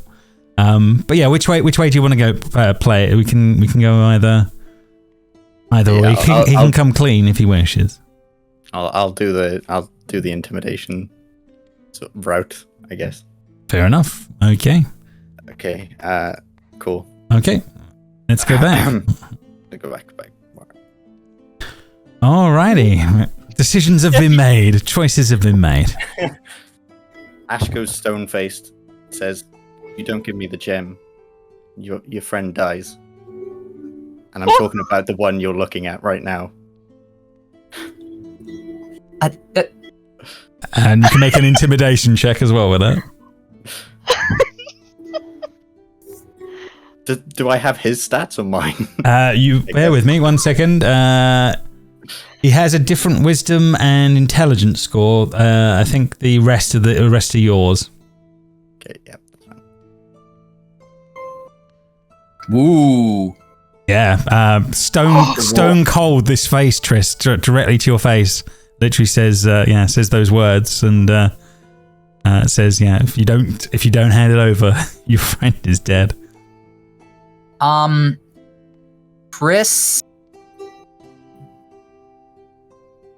Triss has studied magic pretty intensively. Mm-hmm. And I feel like while there might be momentary confusion, I feel like you could probably put 2 and 2 together and figure out that something is going on with Ashe, like in a possession type of way. I think it would be at this sort of point in this moment you could glance down at the little gem in a fraction of in that moment as you're going to study it anyway, sort of in this scene, and you can see a sort of a ghostly visage version of Ashe in the gem in front of you. There's just like like there is a sort of like Ashe's soul is in this thing in front of you that you have. Can I do something potentially stupid? Depends if you get Depends past what the you're going to do. intimidation. Yeah. Well, yeah. What are you going to do? Yes, yeah. Channel Divinity, Abjure Enemy. Ooh. Fiends and undead have disadvantage. Fair enough. Yeah, I don't believe he counts as either. Yeah, it's me, right? It's just Ashe, technically. Maybe we'll learn something about Ashe. Yes, I've got a feeling nothing would happen in the moment when Arion tried that on that one. I choose one creature. That creature is Ashe. Yeah, fair enough. Yeah. No. Like I said, yeah, it's not an undead or a or a fiend in this circumstance. Yeah, so it's not a dead thing. Need to roll. No, you don't need to roll. Not against that in any way. Yeah, you do. It's wisdom save. Not again. He's not a fiend or an undead, so it's. Oh, sorry, a fiend or an undead One for creature. disadvantage. Sorry, apologies. Yeah, I misread that. I saw it. I thought it was a fiend and undead. It was the only one things it would work on. What's his wisdom? His wisdom, bear with me. What's happening? Oh my god, so much stuff is happening. He gets a +1 or +5 in saving throws. Okay, so Respectable. just +2 to mine then, 'cause I have +3. Oh no. Hit the 5. Oh. 20. Oof, okay. So you shrug whatever that was off in the moment as that's going on. The intimidation on Triss, but so obviously what's going on with that as well in the moment. How long has this been going on for the fact that Linus would have just gone upstairs after he'd finished cleaning? Oh, yeah, definitely. You can definitely do that. I just don't think this has been very long at this point. But yeah. I guess Triss will roll a will save. Yeah, you can make an insight, I guess, and see. An insight? Okay, sure. Yeah. Insight, cool. Not trained in that. It's the same thing. Ooh, okay. It's intimidating, but how does she react to that? Yeah, it's not a course of action choice. It's how you think she would react.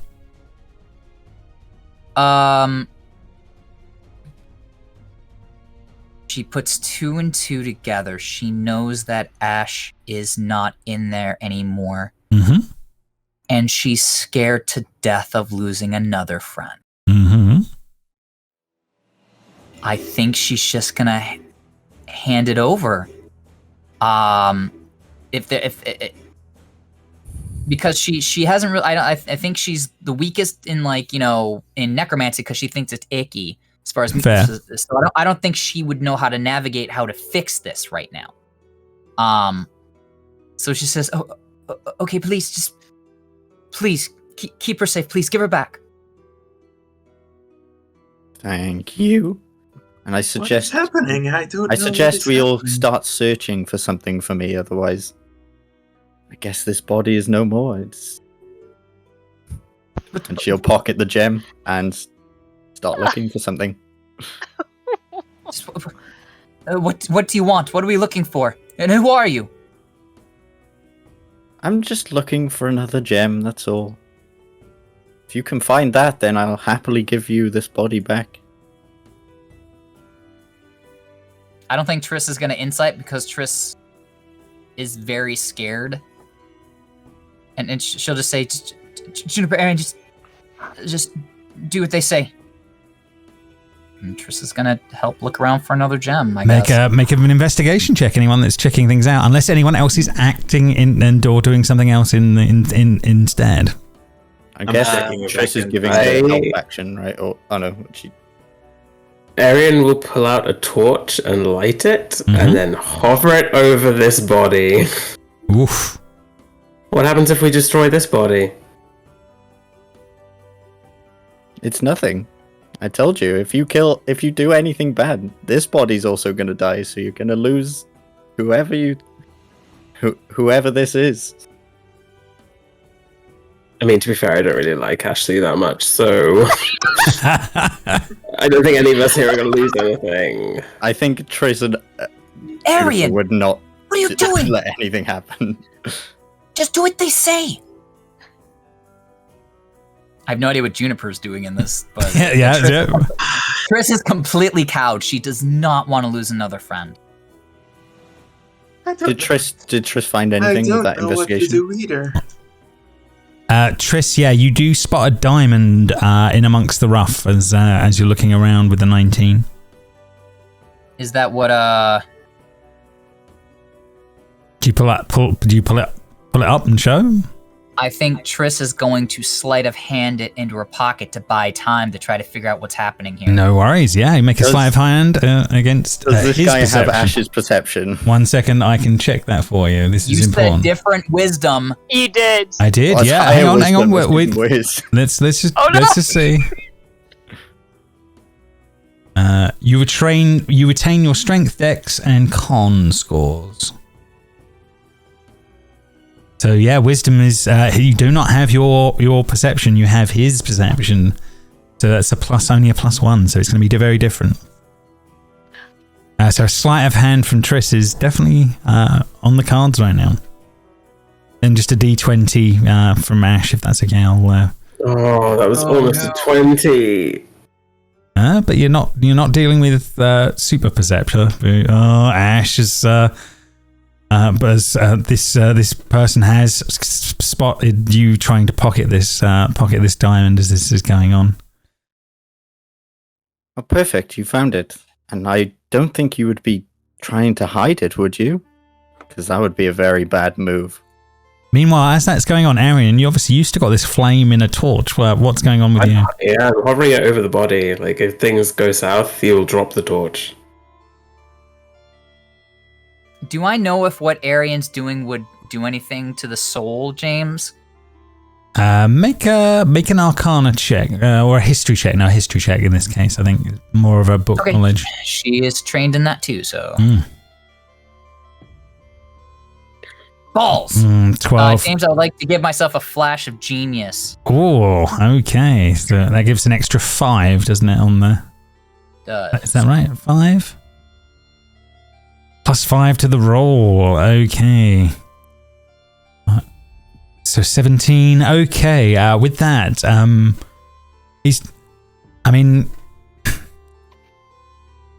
when something is transferred, it's whole in the new place. So you're not sure if that would if it would change anything, barring he couldn't go back to his body. But I could keep Ashes. But he could keep Ashes. Yeah, that would certainly be something that would cross Triss's mind. Yeah. And I don't know how to. Was she aware of like Leandra being possessed? Right, that was like pretty no knowledge. Yeah. Yeah, I don't think there was much knowledge on that one. Only Elfie really had any. I mean, but like she knew that it happened. Yes, yeah, she wasn't there for the action, but she knew it. She knew possession happened. Yeah. Would she know how to get a soul out or a ghost out of a body? It depends what type of possession it is. You know that she would know that there are more than one way that it could be done. Okay. But it depends if what this is. You know, getting ghosts out of people is very different thing. Yeah, depends on what the spell is. Or she's lacking enough information to make the. She knows there's a group of possible combinations of things that it could be, but she doesn't know which one it is to work out how you would get her out or him out. Okay. At least with what you know right now. I give you this. You get out of Ashe. You promise. Absolutely. I don't want this body. Insight check.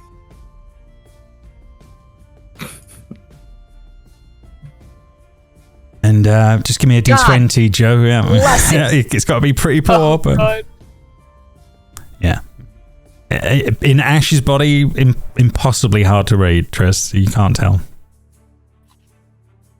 Arion and Juniper heard that too, didn't they? What they wanted to do? Yeah. Can I also make it? Yeah, absolutely. I'm also not good at this. Juniper is very trusting, so. 19. He may be. This person may be hard to believe. It's hard to read, but they seem like they might be telling the truth.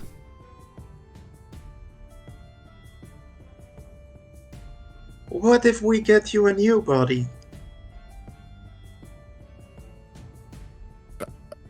I just need the gem. I don't know why you guys are just being so hard about this. Your boss threatened to kill our friend loose term, but you still threaten death first. But if you give me the gem, then nothing has to happen. I give you your friend's body back.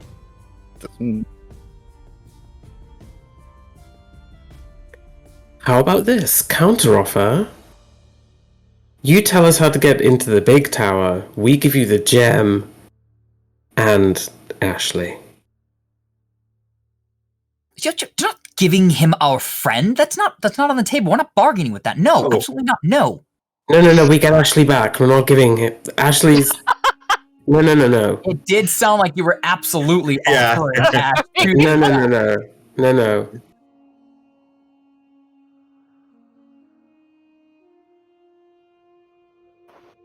Yeah. Would he accept that offer? I mean, he can do it. I mean, sure, but I'm pretty sure that you guys know how to get in, right? At the moment. No. We need the necromancy thingy. Alright, okay. Sure. He's aware. He would be aware that there is a part of it within his knowledge of how to do the part that would be needed. Sure. Triss looks to Juniper for confirmation and advice, and looks to Arion for confirmation and advice. And it's probably about this point, Darvin and Linus would be able to come up the stairs, as that they would have been time, if that makes sense, as this is all going on. You just hear Linus like whispering, like loudly whispering to Darvin, just like, I can't believe he's just not aware that he hasn't got a body. Like, I just don't understand how that works. Like, surely he's realised he hasn't needed to pee for like 3 weeks in his mind, 1,000 years, and then just comes up and sees like this It's very horrendous sight. Yeah, that's going on. It's like, what's happening up here, guys? What's going on? Ashley is possessed. We're bargaining with a dead person. That's not good. About what? What are you giving? What? Why? What do they want? What do you want? Sorry, I'll address you directly, sir, madam. I don't know. Hi. I've already bargained with these people. I'm just saying I'll let you know how to get into the place, and I'll give you this body back, and we can go back on our ways. For what? I don't see your benefit from what you've just told me. Oh, just this gem. It's the Triss. I was going to say that this fine young lady has. What does it do? Linus, looking at it, it looks like a diamond. An expensive one. They say that if I give them this and an emerald that they've already found, that they'll let Ashe go and tell us how to get into the central tower. And if we don't, they said they're gonna kill Ashe. Can I do a quick Arcana check to see if I know any spells with those components? Yeah, absolutely. Yeah, I mean, well, we all know the spell because we tried to do it twice. Oh, Oh, god damn it! Triss and Juniper and Arion was there. They all know. You know what diamonds are used for resurrection purposes, yeah. Okay. So you want to resurrect yourself back in your old body? Into another body, yes. That's kind of the plan. So not that body, but a different body? Well, hopefully that body, yes. But if you don't, then I'll just keep this body and I'll be on my merry way, and you'll just never get to see your friend again. So. Darvin's looking from like Linus to the group, back to Linus, back to the group. Like, what do we do? Are we gonna have to fight Ashe? Listen, I don't even know if I can hit her if we're gonna get into a fight with her. Well, the thing is, we don't actually know whether or not the guy is a bad guy to come back to life. I know it's bad for stealing a body and threatening the life, but maybe it's desperation. Like, we don't know this guy. He could be okay. Only one caveat to that, Linus. You know you're in the Tower of Necromancy. Yeah, surrounded by dead things. Just because someone fucks around with the dead doesn't mean they're a bad guy. Fair enough. I don't want to be judgy. No, fair enough. Yes. Triss is looking at Juniper, like eyes wide. Like, this is the last of the original group. What should we do? Oof.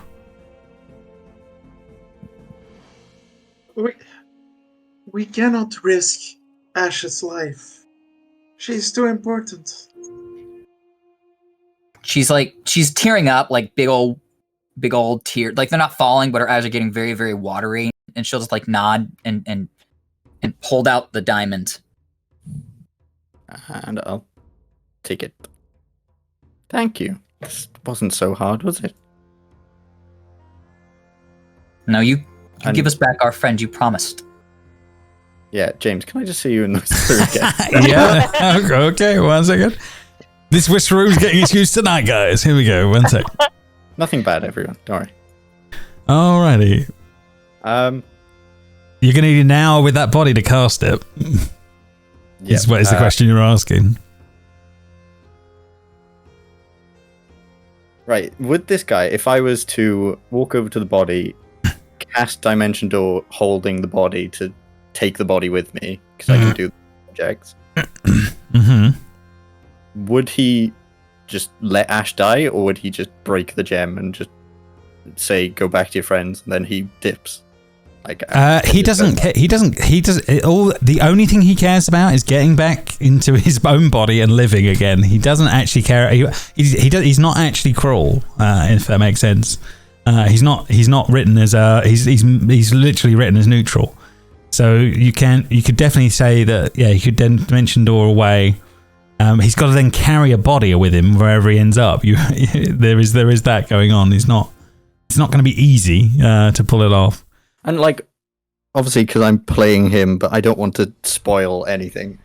He's not to me, he's not a bad guy, right? No, he's definitely not. Like I said, this is a neutral person. He's just a necromancer. But Verlaine's a necromancer by the same token. You know, they're not being written in this as necromancy is evil. I may have played it up with it because they're facing a foe they don't know. But in this particular case, no, he's not bad in that front. I mean, it's also could he ask him to give him the hour to do it? Is the other way of playing this? I just need my hour and I'll be back in my body and your friend will be safe. And so if he was to be in his body, so Ashe's body would go limp, and then they'd crack the gem and it would go back into her body, right? Yeah, the minute it's done, they could crack the gem, and she would be back into a normal body. Okay. But there has to be somewhere for that spirit to go. If you crack it now, the only place it can go is nowhere. If that makes sense. So she would be lost. But if there is a vessel to put it in, it's fine. Okay. And can I tell them that, or do I want to keep that secret? Or because obviously I've been intimidating, but I want to he's not that bad of a guy, you know. He just wants to be back in his body. No, yeah. I mean, you can play it that way if you want. Yeah. Like I said, it's just obviously he's not going to be trusting these people, but if it gets him what he wants, it's happy days. Okay, cool. I won't do the Dimension Door thing then. I'll just ask for an hour. Okay, let's see how it plays out. Right, let's back in the room. Alrighty, we are back. You didn't roll an animal handling. Oh, you missed out on the animal handling. Damn it. It's fine. I've done 2 already today. He's controlling so many animals. There's a lot going on, guys. Well, thank you very much. Just give me an hour and you can have your friend back. I'll tell you how to get your friend back, but I'm sorry I had to do it this way, but I was trapped in that gem as well. It's your friend's fault, really, for what she did. You shouldn't touch random gems, to be fair. No, she hit my body with a coin. Oh, that's weird. Actually, that's fair. Hey, I just want you guys to know, I wouldn't have done it this way if I didn't have to. Just give me an hour to do this, and I'll tell you how to get your friend back. It's cool. Triss is going to sit right here and watch whoever this is to see if she recognizes what's happening here. And if it looks anything sketchy with Ashe or anything, then she's going to put a stop to it. Fair enough. So it looks like for the next hour, this person's going to be casting on this body as this is all going on. Are you guys Well, this is going to watch? Yeah. Yeah. Well, this is going on James, can I see you in the whisper room?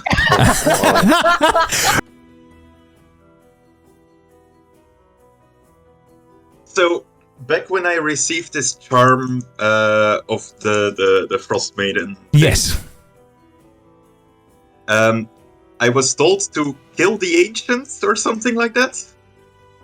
Yeah. There was definitely a term of kill the ancients. Yes. Yeah. Would this thing classify as an ancient in that aspect? You think? I think in her mind, it's of someone of the right era. So possibly, I think I won't force it upon you if that makes sense. But I want to kill this thing. That's like it's gonna happen. But yeah, this would be of a being of the era of whatever went on that trapped part of her. Is all definitely true right now. So yeah, there's definitely that and that welling animosity in there from that. Yes. Okay. Well, as soon as it lets go of Ashe's body, I'll try to attack. So. Okay, no worries. I'll. Well, no. As soon as she lets go and we have like the key to the tower place. Right. Yeah. When you got everything that you're expecting. Okay. Yep. Fair enough on that one. Okay. Right. Let's go back. Wait, if you can do an animal handling check for them in here as well. Of course. If I can find it, there we go. Is it the net 20? No. It's the other one. Right. Okay. We can go back. Yeah. Okay. Okay. So you guys basically watch this guy cast some magic over this body of this guy in robes for an hour. Does that make sense? Do we get a short rest? You do if you're just milling about. Yes. Can Triss like watch Mm-hmm. what the person in Ashe's body is doing and talk to Verlaine and kind of like make sure this is on the up and up and what they're doing is what they're trying to do? Definitely. About 10 minutes in, Verlaine will be saying, "This is definitely raised dead." He's clearly trying to revive that body. But what happens when you raise a body, but your soul is in a different body? Will he just jump it back into his body? How does that work? Make an Arcana check at that point. You're getting assistance from Verlaine as you're discussing this. Doing 27.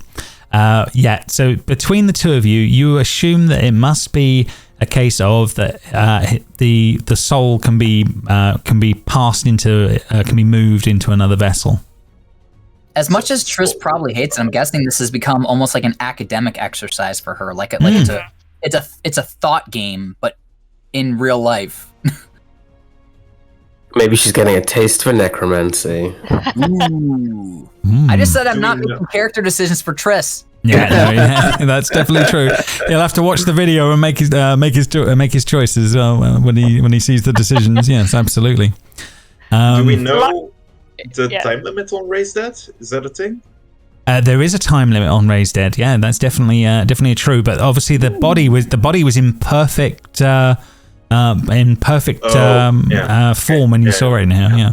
The stasis. Yeah. Okay. But yeah, so it sounds like you guys theoretically just watch as this goes on for a while. You let the spell play out by the sounds of it without anyone interfering. I will whisper to Triss. Mm-hmm. I feel really sorry for the guy. He's gonna wake up after thousands of years of being dead, and then Ashe is gonna pummel him to death. Oh no! It's gonna be brilliant. It's gonna be amazing. We just need to watch. Where's my foam finger gone? I want to watch this. I kept it. I've seen his spells. I'm not actually going nowhere near him. Oh dear. Metagame in my favor.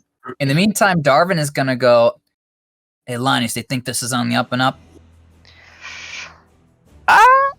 I seems to be going okay, but I've always got a counter spell at my fingertips if it turns into I'm gonna use all of your life forces to make my body work again kind of thing, you know? Okay, good.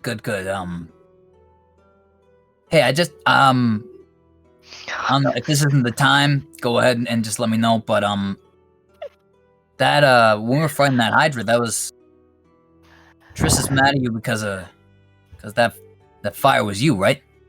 Yeah, and I feel really bad about it. It was an accident.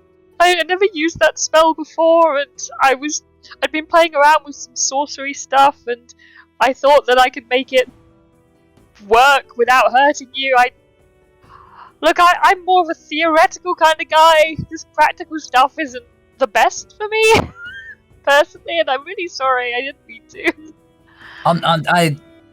I just want to let you know that I don't. I mean, Triss is, real brainy.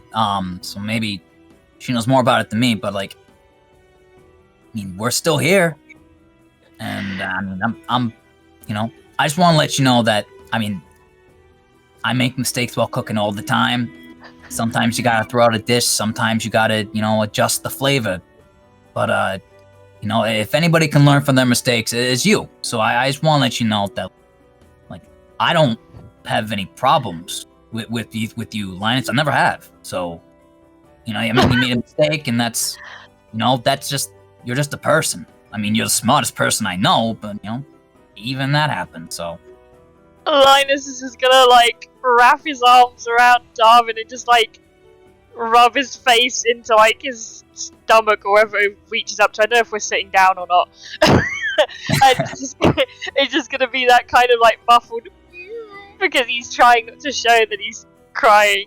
Because it was bad. I've had Linus's back, and I'm like, hey, it's okay. That was a rough fight all around. So, it just happened. And like you said, if anybody can course correct to make sure something like that doesn't happen again, it's you. And there's no lasting damage unless Triss holds a grudge for a long time. Thank you for being my friend. No, of course. Hey. Do you want a treat? I do. I want a Linus snack. All right, here's a Linus snack, and then when you eat it, you'll get 3 temporary hit points. Thank you. Fair enough. So yeah, as this is going on and this scene is playing out in the background, Ashe finishes casting whatever she is casting on the body. There is a bright glow that comes from it for a moment, and the body just begins to and breathe for a moment up and down. You then watch Triss and Arion as Ashe places a hand on the body, and then she collapses on top of the wizard's body for a moment. Oh, that's not good. Triss rushes forward to check on Ashe. She just goes limp there for a moment, and then the guy on the ground starts to try and push her off for a moment to one side. Oh, that's much better. As he starts to sort of shrug and pull himself up. Oh, thankfully back in my own body. That was close. Okay, you do what you said. You fix her. 1 second, hold on. I just need to get the crick out of my neck for a moment. Where's the gem? And he goes down to pick the gem off of Ashe's body and pull it up on that front. I need a favor from you. Your name was Triss, was it? As he sort of points at her. Your friend might be a bit angry at me for what I have done. Do you feel that between you all you can restrain her for a moment? At least give me some time. Not even if we tried. Linus is shaking his head violently. Well, you're not selling this to me right now. Darvin puts the axe on his back and says, "Oh man, he goes over." Ashe is very weak, by the way. She would be easily held back. And she has -1 strength. And picks her up and kind of has her, stands her up and says, I got her, I guess. Okay. You should know she's very fast. Fair enough. I guessed that. I couldn't access all of her skills, but I did guess some of what she's saying. I'm going to go and stand over here. He sort of moves away over here behind Arion for a moment, and he says, "I will remind you all that I know the arcane octad portion that you need. So I would suggest that whatever happens when I do put your friend back, that we keep things civil, if that's okay." Well, I mean, We it's can certainly try. it's kind of up to her. I know this is why I am filling you all in. I'm trying to make it so that we can be civil here. I just want to get away from here with my life and myself intact now that I have my body back. I would rather not have anything happen to it now I've finally managed to get it back and managed to avoid getting it burnt by this fellow. And he points at Arion on that one. All right, do whatever it is you're gonna do. I got her. Okay. Well, can I have... you seem like you have a bit of strength behind you, as he does point to Arion, and he says... would you mind giving that a smack in some way and smashing it? As he puts the green gem down on the floor. Sure. Arion will smash the gem. No problem. There is a moment where you're looking up at the stunned eyes of a miniature version of Ashe inside the gem, Arion, as your sword comes down. I will crush it slowly. And as you do, Ashe, back in your body as that goes on. Ashe is like just realizing she's what happened? Well, from Ashe's point of view, she's been able to see everything happen from inside, like she was inside right. the gem. I retain that memory. You retain the memory of that, yes. Oh, okay, yeah. Ashe is 100% trying to break out of this. Sprint at him. That Ashe, come on. Okay, contested strength check it is. Yeah, like it's not even. I don't even think It's not impossible. If this is a grapple, you can use. Could use acrobatics. That's fair. You could try and use acrobatics. I'm gonna use athletics. Fair enough. Oh. Well, there you go. That wasn't. I mean, I have been like a tiny person for ages. Yeah. Now, calm yourself, dear. You're back in your own body. I haven't harmed you or any of your friends. Now let's be real about this. Think about it. I was trapped in that gem. There was a lot going on, and the only way was to possess one of you to get out. So give me some leeway here. We're just trying to move things along without everyone having to end up in bad ways. Can we try and calm the situation a little bit? If this had happened to any other one of us, yeah, probably. But you chose to possess this one. Yeah, Ashe is like fucking still trying to struggle out of Darvin. I don't know if I have anything to deal with people that are angry at me. Trish is just like holding up her hands in front of Ashe, being like, "It wasn't ideal, but do I run? He's sort of like panicking. Just a minor inconvenience, okay? And if anything had happened, trust us, we absolutely would have done something about it." Hold on. I once witnessed her rip apart a mind flare with her bare hands. You've dealt with mind flayers? That one has. Oof. I haven't seen any of those since the war. Ashe up without even struggling is just like, what's a mind flayer? Tentacle head tend to plant their children within people.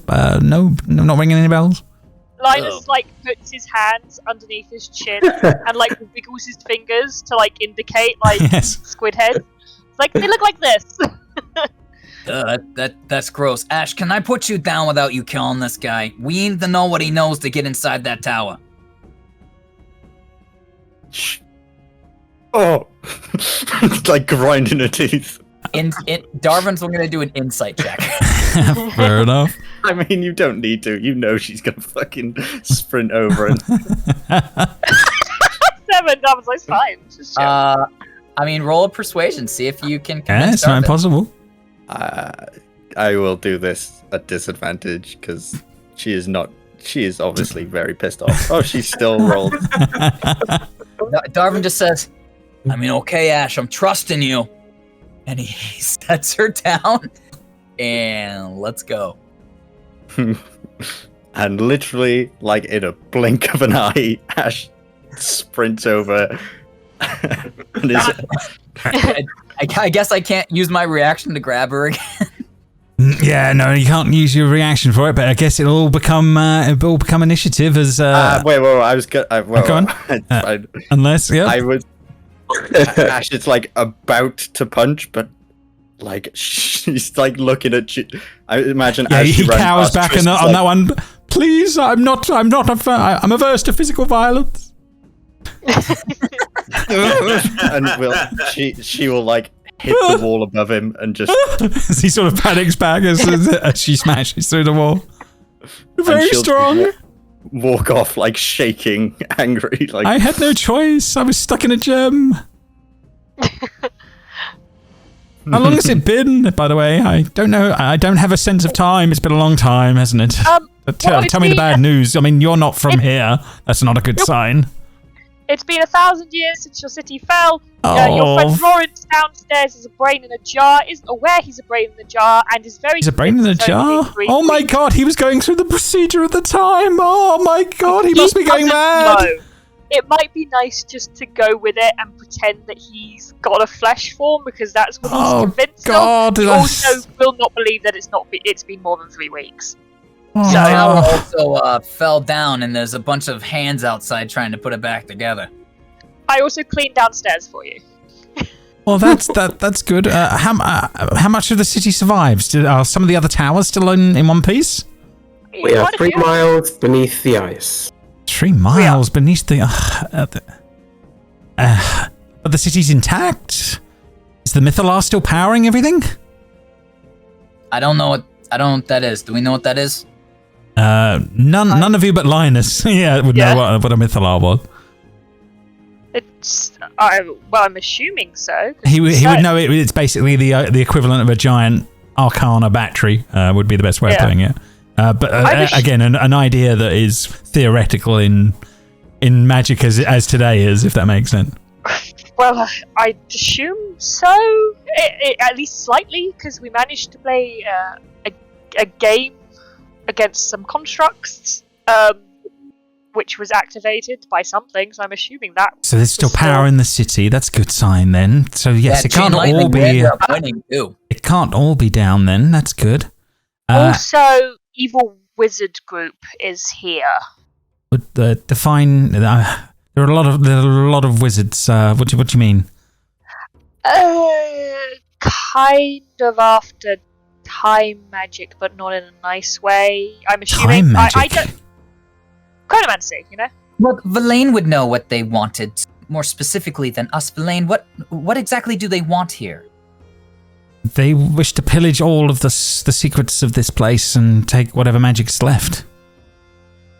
It is this place is a treasure. This place is basically a treasure trove.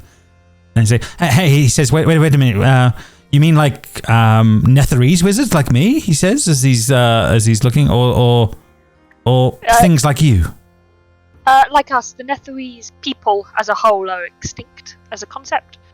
I'm actually one of the leading historians about your people with the information we have, of course. Surely you know more. And you can cast what? What level of magic can you deal? 9. And he says, I can't, but you can get to 9. I'm not that good. Yeah, he looked at you for a moment like, damn, but on that front then... the back, I'm at 4. And he says, but your people... Oh, right, okay, so they can be quite powerful wizards then. Yes, but not as much as before, Mistra did her thing with changing the web and everything. Huh? He's like, what the hell do you mean? As he's looking at you in the moment, but he's kind of like, And are the other towers intact? Well, this one's not. We went to one where there was like some really nice food, and then there was like a mansion inside of it. And then we went to one where there was all of these planets and stuff, and there was a frog person there that did not appreciate us being there. I'm mostly interested. Is the Tower of Enchantment still intact? We haven't gone there, but I'm hoping so. Would you be averse to me coming along for a little while and seeing if we can figure out some of the other towers and see if my friends in that tower are okay? I'd love for you to be around. I have so many questions. Also, I'd like to talk to you about an obelisk, but also just general social history about living here and everything. I have so many questions. Trist immediately wants to say something, but then stops and looks at Ashe. Ashe is literally has not moved her eyes from this guy. You will, if Trist is like looking at Ashe, she'll kind of see like Ashe's eyes are kind of greener than they used to be. They used to be quite blue, but now they're quite green. Oh, that's a whole new level of concern. Awesome. Cool. But yes, Ashe, she's Ashe. like. Ashe, do you know when someone's angry and she just goes like turns to you like really fast? Yeah, and she'll flinch and she'll say, "I think we need him. If we ever want to see Leandra and Elfie again, I think we need him. And Dorian and Esker. This could be who we need." Isn't And Dorian yes, alive? I remembered Esker's name. Evocation is, yeah.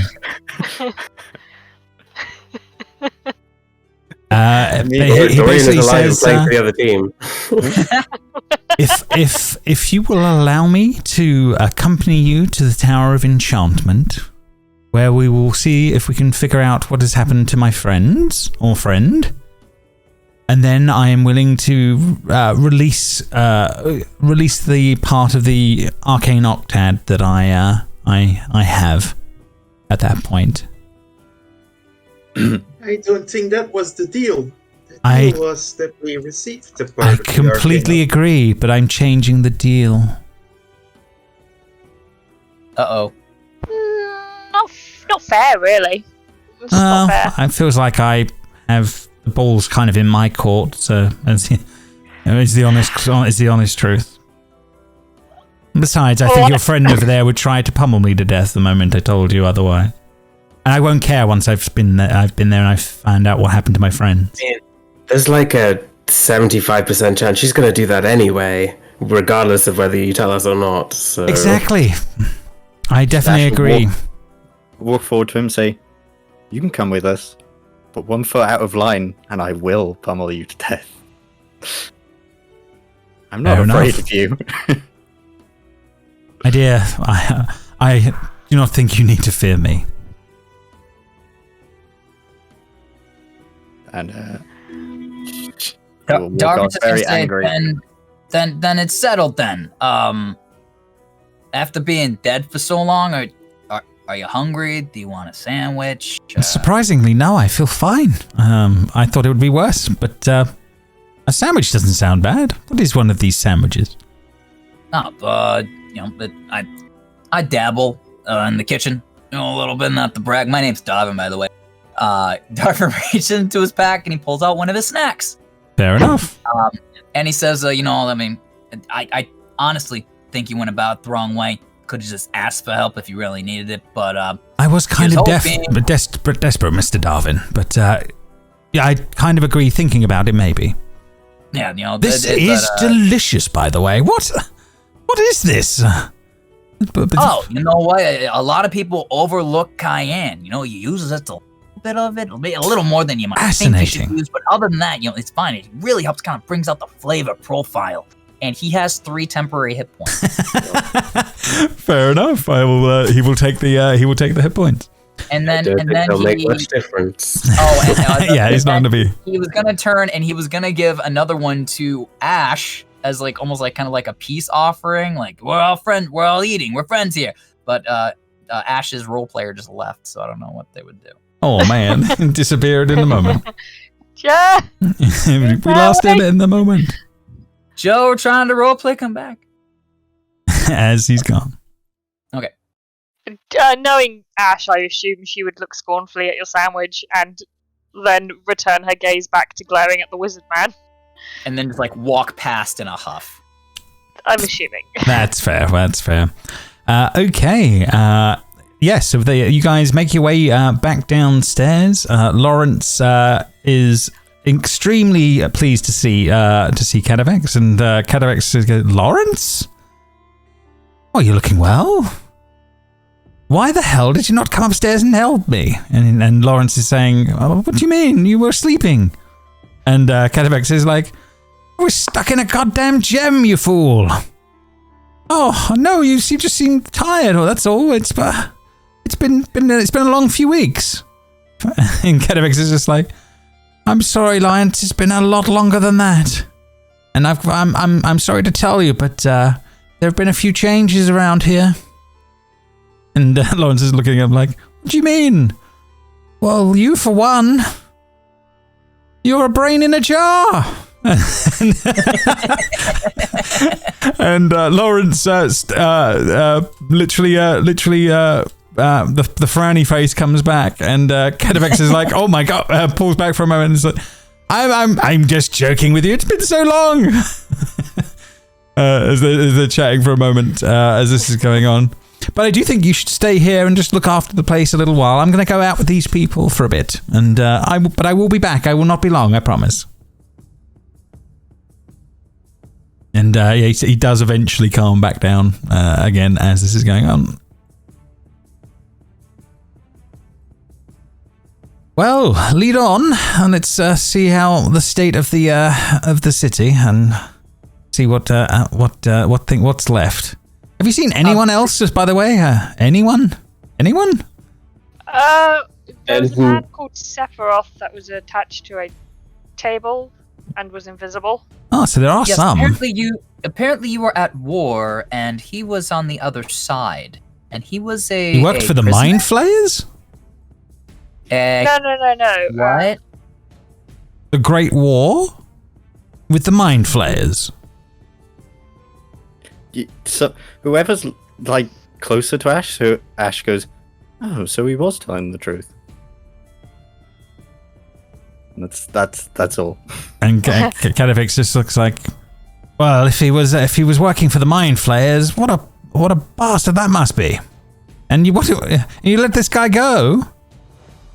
Wait, he didn't exactly say, "Hey, I work for Mind Flayers." It wasn't.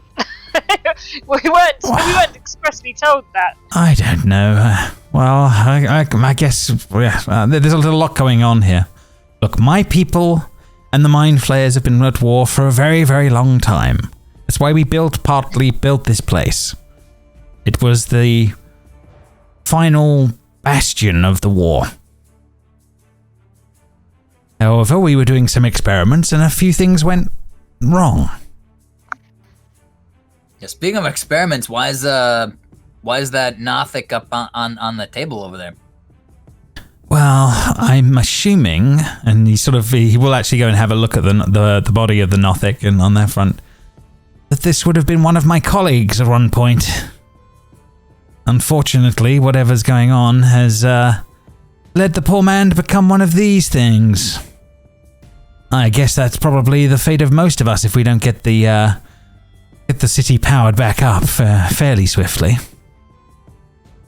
My body was probably here now. Like we're gonna turn into those things. I think anyone that's exposed to the radiation of this place will in time, unless we can get things back under order and in control. But we have to get into Irolus's spire for that. That does not sound like a good thing. Yeah, not a fan of that. We've been here for days. Are any of you showing any signs?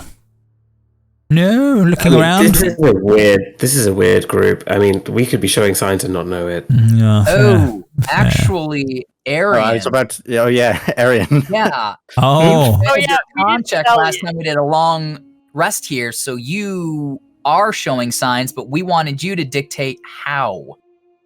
So it'd be very early. It's like little bits of skin here or there as that are change grey, if that makes sense. Somewhere hidden away. What did I roll on this con check? I think we checked that you. I think we checked that you because you have extras to it. I think we checked that, or Jamie did. Yeah, you I think you were like a 12 or something like that. Like everyone else got a bonus from you because we were like in a tiny hut, but you rolled low.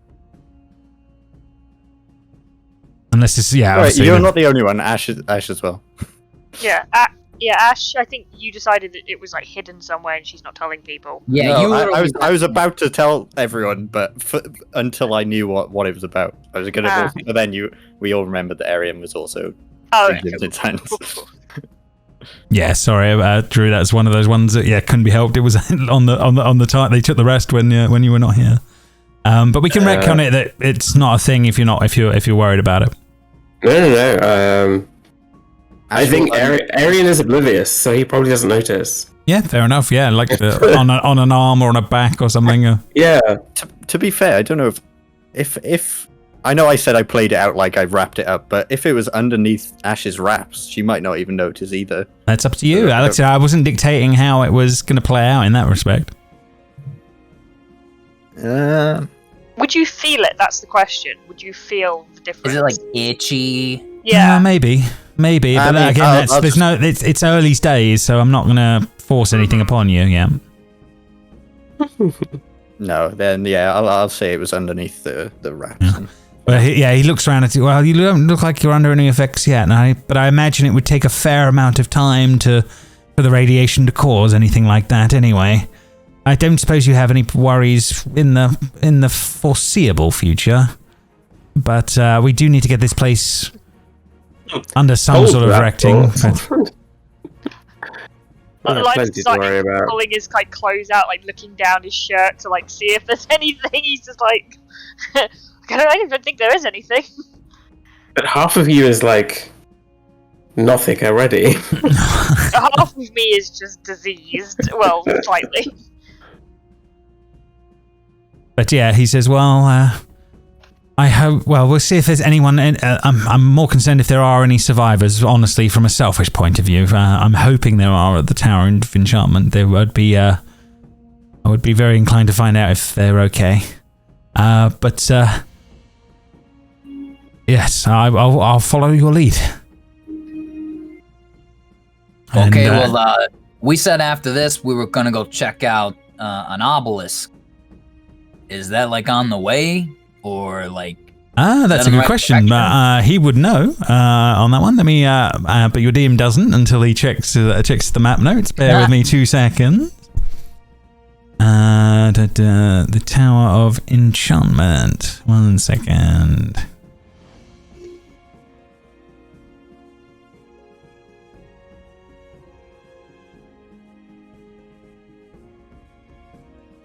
Oh, I've lost it. Where is it? 1 second.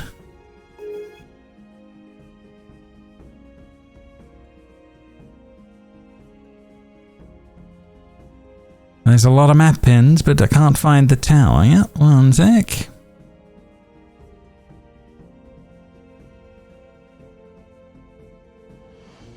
Watch the Tower of Enchantment be owned by the chain Oh, lightning. no, actually, no. The Tower of Enchantment's he says is on the far side of the city, to the west, and that is past the obelisk and past the Tower of Evocation.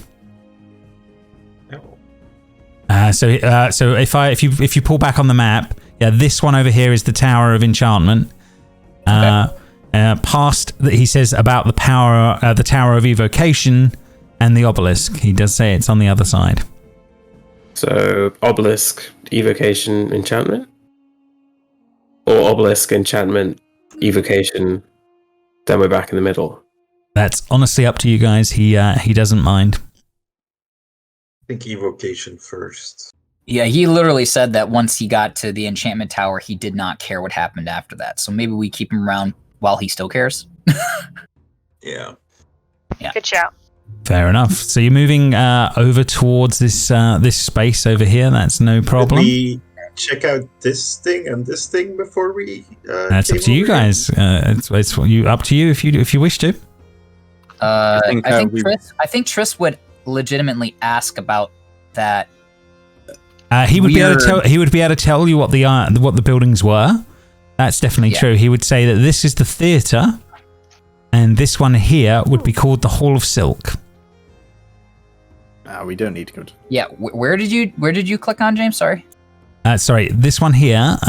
You seeing my click there behind Arion? Oh yes, okay. Yeah, that is the Hall of Silk, and then the one up here, this smaller dome, is the theatre. Okay, I think Triss would ask about the machines inside this terrarium-looking place that drew blood. If you would know anything about that. It's not my field of expertise, but I could probably find out if given some time. It wouldn't take me long to decipher what it was. I can't recall ever using the dome for anything. It's not my area of expertise, but you say it uses blood for things? A lot of it. Quite a lot. It's I think we're still trying to beat that other group. It was just more of a question if you knew what it was. I was curious. I don't particularly feel like we need to go back there unless anyone else does. I know the dome, they make pets there, but it's been a long time since I've ever needed one. Make pet? What do you mean make pets? They would use the blood to make cast different whatever you wished at the time. Like a horse or like a... No, they were smaller than that. Smaller animals, monkeys, rats, foxes, cats, that kind of thing. Purely for companionship, or? No, they had some skill to them. Were these magical in nature? Were these familiars? They are of the equivalent of that kind of idea. Yes, they had some skills. Yes. We could have cast Find Familiar on ourselves and each had a little buddy. By expending 80 hit points of blood. Yeah, it's fine. Be dead, but we'd have a friend. You would be dead, but you had a friend. Sorry. So he does explain that he has a basic knowledge of that kind of thing. He says the shield is up. Someone's still in the tower. Then I think that's a good sign. Potential god of doom and gloom. Nothing to worry about. Potential god of doom and gloom.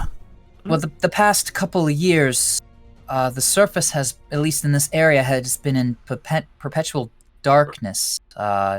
Twilight at best. That's been 2 years now. And we noticed that when we slept outside of the city, we saw it shoot an aurora-type light into the sky. We thought maybe that was what was keeping it as dark as it's been. Then the myth alarm must be malfunctioning in some way. It doesn't sound like something... Whatever myth alarm is. Obviously, from Linus' point of view, battery malfunctioning. Yeah. The power source, he thinks it's gone a bit janky. Well, if you are going to power it with divine magic of all things, it was always going to be dodgy. Always temperamental. How do you know it's divine magic? Is it just inference? Because... No, they definitely captured something that they powered it with. I can't remember all the details, but I know it was divine in nature what they used, the magic. It's kind of like a small supernova in the middle of the city. It's kind of a ball of energy, but it needs something to power it. And I know they captured something divine to do it. It's not my area of expertise, but I understand it was a very powerful thing to pull off.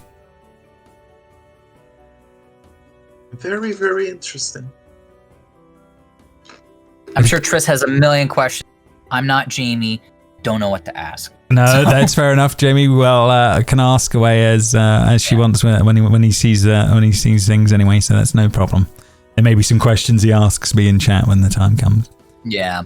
So you guys are walking and talking as he's saying. On our way to the obelisk, I believe.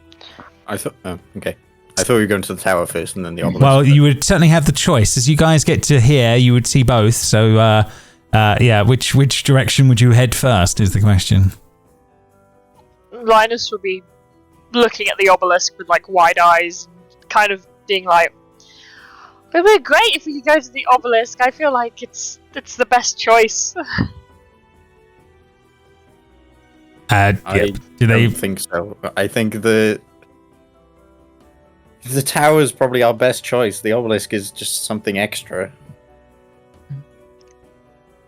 I feel like Ashe has a point. I mean, we need to make sure that we get the information we need to open up the central tower first, and if it's something that we need to get before the other group, we need to get there now. But the Kadavix does ask us, why so interested in the monument? Well, from my research, of course, this is all hypothetical. I could be completely wrong. The obelisks are usually store very powerful magic, and possibly chronomancy has been linked to it. There's many theories about why the obelisks are placed in certain areas, and whether or not they're placed in specific time periods to age appropriately to like ferment the magic within, kind of thing. Well, there's just a lot of theories around it, and I'd like to know more.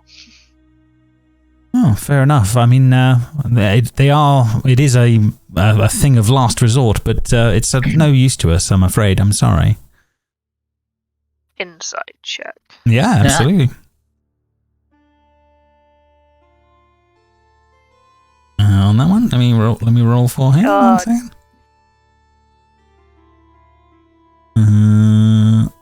Okay. He is hard to read in the moment when you ask that. He says, "No, I'm sorry if I confuse you, but no apologies, but yeah, that's still standing right now, and this has not been undone, so therefore the item that controls it must be lost." Only Eurus would have that. Who would have that? Eurus, the leader of us, is the master of everything here, or was. I'm assuming that the fact that this is still standing, as he points towards the obelisk, and this place is in the ravages that it is, that he must be dead. So it's still standing, and so that means he's dead. If he had been capable of using his what he had, he could have destroyed this and reset things. So it's a weapon of last resort. So what you're saying is, he would crack it open, and it would reverse time. Exactly, you have exactly to right, sir. Yes. Linus thumbs up. I was right. Of I'm proud of you for making such a hypothesis. There's pride in Linus's eyes. So this is what you how do we do that? How do we control that? How do we make that go to a specific time? If we crack it open now, will it go too far back? Will it go back 1,000 years? I don't even know. Unless you have the Staff of Power, you would have no way of cracking open that device. It's a weapon of last resort. Didn't rip the slot. And the fact that it has not been used means that clearly it's not possible. Don't we have a staff? Do we know if that was the staff of power? Found one with the slot. You did find a staff with the slot. You can show it to him if you wish. Triss is gonna open up her bag and she's gonna reach inside of it and pull out the staff and say, "Is this what you're talking about?" No, but where did you get that? That looks like one of my colleagues. Have you been stealing from my colleagues? We stole it from a slard. A what? A frog thing? Yeah. He attacked us. We were being overrun by Nothic and we were looking for refuge and poor Darvin was trying just to let us up at the top of the tower that he was in, and he attacked us. Was your colleague's name insert name from that book that I can't remember? He says yes. He was, but if he was a slard, then something. Clearly things are not good. But I mean, there are Nothics everywhere, so it's not a good sign. I think he got transformed because of the slard. Oh. He got transformed into a Nothic. He spoke badly of the slard, so it assumed he is not the slard. Well, I really would like to just go to the Tower of Enchantment and see if my friends are okay. I really feel we should move on. As he sort of like wants to try and move, points you over to the other side of the city. So, but the fact, this staff is not what you're looking for. The fact that it's not been used, it means it must be lost. And I would not wish that. I do not think that's going to be the answer. Right. Time magic has always been the most difficult magic of all the schools. Well, then let's go to this. First let's go to the tower closest, and then we'll go on to the enchantment one. Now, the evocation one. Oh, yes. If we must. Not an evocation fan, or just more time? It's just more time that we don't get to the to the Tower of Enchantment. Is the honest truth. I'm very nervous now that clearly things are not right. Well, I mean, you've been down there for 1,000 years. You know what's an hour or two, right? Well, that's fair. He does have a point. Darvin gives him a good old fashioned nice little punch on the arm. Like, we'll get there. Don't worry. Katavix, is that what his name is? Yeah, Katavix. Yes, yeah. Don't worry, Katavix. Yeah, we'll get you that, buddy. Darvin likes him because he complimented his cooking. Okay, yeah. So you guys make your way over to the other tower instead. On that front, no problem. I'm hitting him with like loads of social history questions as we're going past. Like, do you have the same concept? Did you have the same concept of weekends as we did? As in, like, you had a 5-day workday and then no, the original world we're from 6 days. Oh, yes. Interesting. Yes. They screwed us down to 1 day off. Oh no. Oh. Yes. That was a terrible day. So they removed it, and we were down to 6. Bad day. As this conversation carries on. Right, sorry. So this tower that we're at is the Tower of Evocation. Let me grab him, and let's go over to the new map.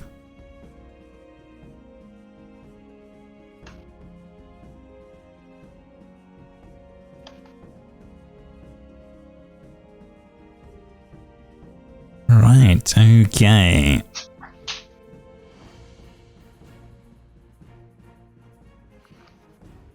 So yes, you guys make your way onto another tower. The symbols of evocation around the base as all this is going on. But yeah, you make your way in, and slowly, eventually, you make your way up to a sort of a tower section, which I'll drag you guys slowly into this space as you start making your way up the stairwell and to where you see this space ahead. You're careful how far you walk for a moment, because you see this thing buzzing away in the far side. And so you guys sort of make your way into the space, and let me just grab the of flavor text for a moment. The stairs descend into a 5 feet floor below that is covered. The surface is covered in some sort of yellow ice. As you enter the space, 4 braziers start burning in the corners, and the space starts to warm up quickly on that one. In the middle of the room, there is a large device that seems to be arcing like it's an electrified mast, like a small version of the lightning chain ball that you saw earlier where you played your game the day before. Ice covers the floor, but is quickly starting to melt as the heat starts to move here at the moment. I'm not going anywhere near any more electrical stuff after the last time. I think we should hurry before the ice turns into water and it becomes like an electrified surface you can't cross anymore. You think that's the case? It's definitely a practice room. I don't think I've been in the tower in a long, long time. Can I listen into this door? This door at this end? Yeah, you certainly can. Yeah, make a perception check. Yeah. All quiet on that front when you listen in. Nothing coming from it. Can I open it? Absolutely, yeah. As you open it, on the inside, you see a bunch of uniforms of the like you saw the characters from the chain ball lightning. So it's sort of like you can American football gear or the equivalent of lots of it lined up in racks on this side of the room. Oops. Oh. It's just a storeroom. I think we need to try and get over there. Quickly. The floor is slippery and icy, but you can definitely see it's all okay. But you can see this thing charged with electric in the middle of the room. Can I try to freeze the water in front of us, as it's melting, so we can carve out an icy path to the other side of the room? You certainly can. Yeah, you can carve this yellow ice up, and that's no problem as you sort of start making your way across, as stopping it melting for a bit. You can definitely do a bit of that. Obviously, this bit of electric in the middle here is still going, but the floor hasn't melted yet, and you see it's arcing, but nothing's happening as things are going. As you do this, Junie is Triss is behind you, being like, "Junie, you're brilliant. This was a great idea. We're safe because of you." No, that was all Junie. I hope it is. I am certain it will be okay. Come on, follow me. As Linus slides on the ice, he just goes, "I miss the walrus." Why on earth is it yellow? Kedavix asks, but he's looking around very strange. Never eat yellow snow. Never eat yellow snow. No, never a good idea. Perhaps someone peed in it, I don't know. That would be a lot of pee. There appears to be a door and a stairwell that leads upwards on the other side of the room. Well, they had 3,000 years, so, It's been a long time. Darvin is going to give himself a torch because he can't see. So Fair enough. Darvin lights a torch. What? Someone check this room. Okay. I'll listen in before I open it. Absolutely silent again. Oh, what a waste. Okay. Oh, yeah. Oh no. Opening up another storeroom, a different team's colours, but another set of gear in this other room.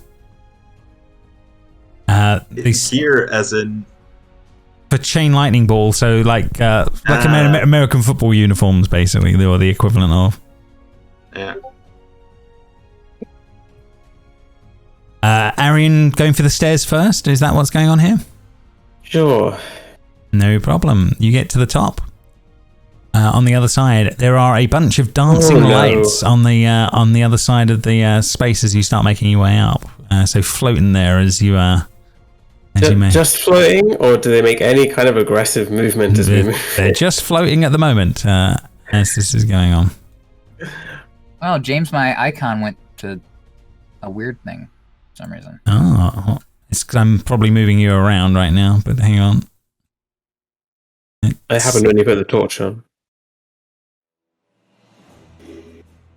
Oh yeah, it convert. Yeah, because when you turned the torch on, it converted you for some reason. I'll get you corrected for next time on that front. Great, no. But yes, okay. So yeah, you guys make it up to this upper floor. These lights are non-threatening, but yeah, they are there at the far end, illuminating the space as this is going on. I open the door. No problem. You open the door. On the inside, there are more of these lights around, and it seems to be a painting of a very well-groomed red-robed wizard hangs next to an ornate crystal display case built into the narrow corner of the room. Red globes of light float around the room, and two giant red hands are literally floating, like Bigby hands are floating in the space. And as you guys walk into the room, they start clapping. Arion loves it. Doesn't know what's going on, but is all for it. Fair enough. Chris is like, oh, it's Bigby's hand, but this predates Bigby. I wonder what you call it. Do you still call it? It's just a hand, but like a big hand? Kadavek says, I don't remember what, I think he called him under his own name, Bigby. Bigby's hands, no? Oh, so Bigby is from Netherine. Linus, did you know that? Jess didn't, Linus probably. It would not make sense to Linus because that should be a human wizard. So that should be odd on that front. He should be from the Forgotten Realms. Yeah. That shouldn't make sense. Oh yeah, Linus will be like. Zaladus was a big fan of Bigby. Bigby, the human. The wizard, yes. But the non-Netherese human wizard. I don't know what you mean. I don't think our understanding of Bigby lines up quite. Maybe you know someone that took the name. I don't know. That doesn't sound quite right. But Zaladus was a big fan of him. Linus's face is screwed up in that kind of like. No, I know I'm right. Yeah, fair. I can't explain why I am, kind of thing. But we'll know. What he's saying and what you know do not match up. Yes. Yeah. But yeah, they're clapping at you. Who's got the trophy from the game? Oh, me. We let that would be we let Ashe have it. Yeah. Oh no, yeah, I gave it. Wait, I don't know. I just can't remember. I'm pretty sure. You were man of the match. We gave you man of the match. Yes, you should also, have it. Fair enough. So I aren't going to have it because we're not allowed. I'm pretty sure Triss had it and gave it to me. No, I picked it up. I remember, and I don't know where I put it. I might have. Oh no, it's in Triss's bag. Oh, then. Yeah. And Triss gave it to me. Oh, fair enough. Well, I then, have it. I because it's a luckstone, right? Yes, it is. Yeah. Yeah. So Juniper, yeah. So these things are clapping, and then they're coming over to try and sort of shake your hand. This giant hand is trying to shake your hand as it's sort of coming over. I'll give it, but I'll give it like as if I don't know, like you know this type of hand, like princess. It takes it delicately, and then the other hand will clap on top of it for a moment on that front, and then it steps back and just starts clapping at you again. Gives you two big thumbs up. Oh, thank you. We don't make the connection, do we? It's up to you guys. Yeah, you have to make that choice. On that one. I don't feel like there's enough context clues aside from the fact that there's a field downstairs, but we wouldn't know why these things are acting this way. Well, the Juniper, they seem to really like you. And then it sort of one of them sort of beckons towards you to come towards the trophy case at the end of the hall. Well, I have to say these things are quite friendly, and I'll go to the trophy. I sort of moved Triss behind me, just in case. Is everything okay, Ashe? What are you doing? I don't trust this situation. This seems too perfect. Well, then we have to make sure we go get Junie. I don't know. I'm already. I don't think we have a chance. Juniper's just walked over there like nothing's. Fair enough. The hands sort of point into the case a little bit, Juniper, and you can see on the inside of the display case there is some sort of a little placard next to one of the trophies. It's sort of half buried. It's it's in Draconic, so I don't know if you can read it. I cannot. No, but you see script. Guys, there is like a little placard over here. Can someone read it? Arion can read Draconic. Yeah, Triss comes up too because she can also read Draconic. Yeah, so it's partially covered in the placard at the moment by the trophy, but you can see in Draconic it says 5th space A flame space right now. Wait, what was it? 5th? I'll paste it for you in a second. Oh, so this 5th clue space, a flame space. Yeah, I've done it in the actual chat in the game here. We have 1 and 2. Hopefully we'd have 3 when our lad here tells us. I haven't forgotten. And then we skipped 1.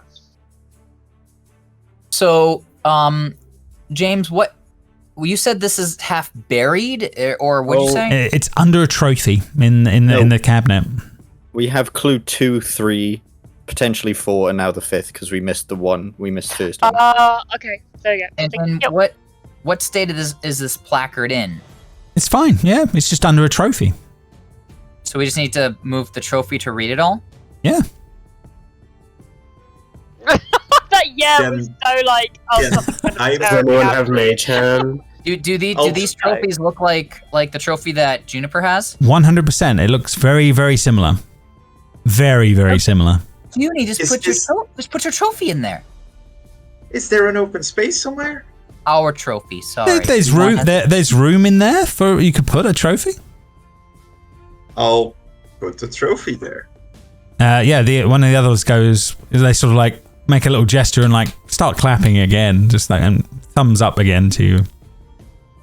Linus also starts like nervously clapping. Wait, are we supposed to do this as well? Well, Darvin sees you clapping, then he's gonna start clapping. Yeah. Apart from clapping. No. They start clapping, and they seem to appreciate what you're doing.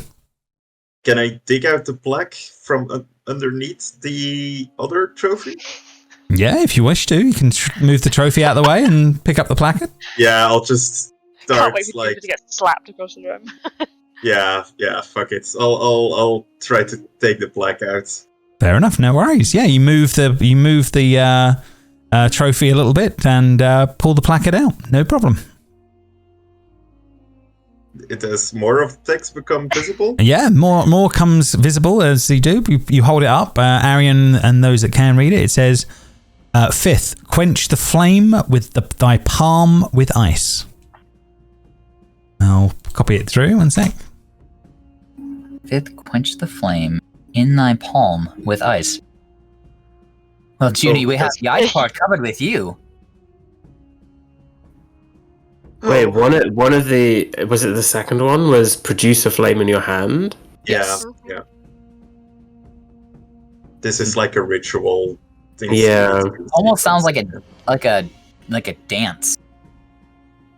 Like these are like steps. Maybe. But yeah, you have that. You would be aware that the trophies and the things in the case would be worth a lot of money. They are shiny, but other than that, nothing else has happened. The big bee hands are just like very appreciative of it all. I'll try to take my own trophy out of there and leave the rest. For Yeah, what it is. the hands get a little bit dejected as you take the trophy back.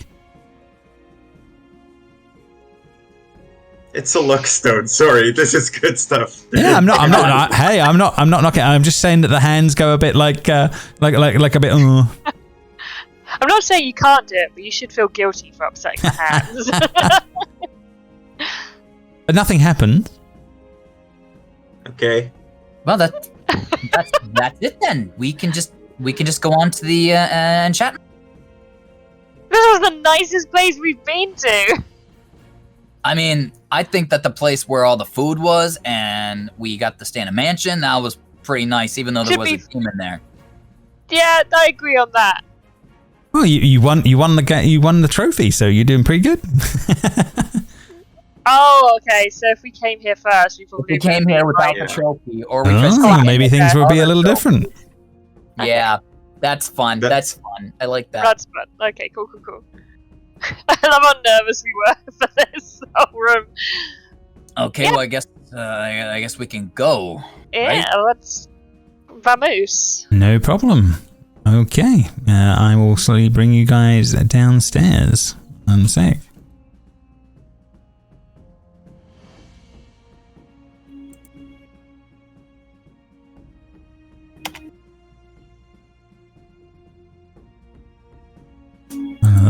One of those.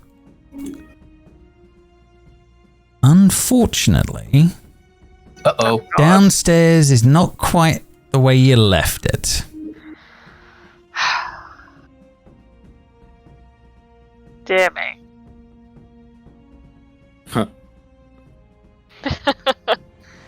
As you make your way down the stairs and into the space. I said this was a nice place. What was snow is now yellow ooze of some description and is starting to make its way towards you. I think we're going to have a bit of a fight in our hands. Am I supposed to be stuck in game paused? Yes, you would be for a moment, but that can now release. There we go. So yeah. Oh, nasty. Oh shit! Weird. I don't like 8 of them. Oh god. Oh, it's so weird. The shine is upsetting. The sheen is it's not the most pleasant. I don't like oozes. This. Oh, why? Oh, What did you do? Roll the 20. two natural 20s wasted. It's not even wasted. I don't know how to react to this. What the? It's like fighting ooze. I had to take a bio break. What happened? Ew. The yellow snow ain't no yellow snow anymore by the time you guys get back down. This image is disturbing. Oh no. Don't like it. Juniper, can you turn that back to ice so we don't have to mess with whatever this is? These things are alive. What? Yeah, as they start to move towards you, and they're lurching up, we will start on that one and begin the combat. And yeah, Ashe, you are going to be the first to react as all this is about to kick off. I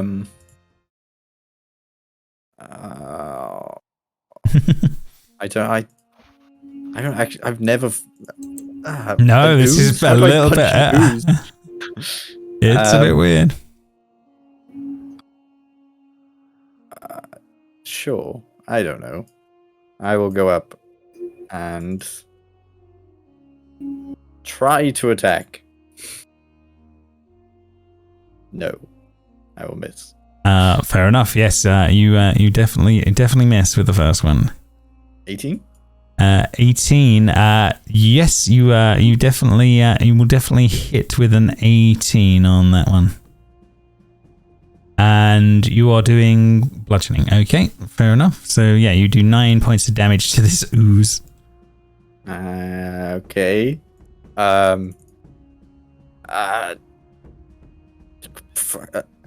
will just flurry blows, sure.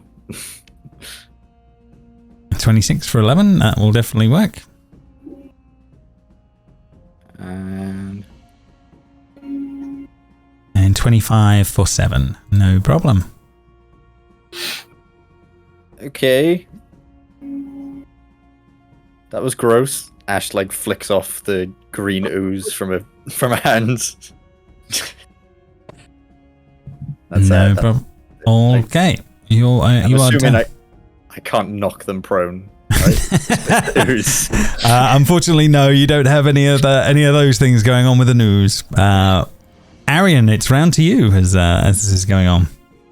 I will move in. I'll attack the ooze. Okay. I'll attack this one actually from where I am. How does one? There we go. First attack. 10 probably misses. 10 will miss, yeah, unfortunately on that one. And again. 17? 17, that will definitely hit on that one. And you're doing piercing damage, aren't you? I am. And then a sneak Okay. attack on top of that for another 6. 6 and another 6. Okay. And that's all I can do. No worries, no worries. Next on the list then, Juniper, around to you. Yeah, I will move in here. And I will cast Juniper's Binding Ice. Which is Rime with Binding Ice. Mm-hmm. If I can find it.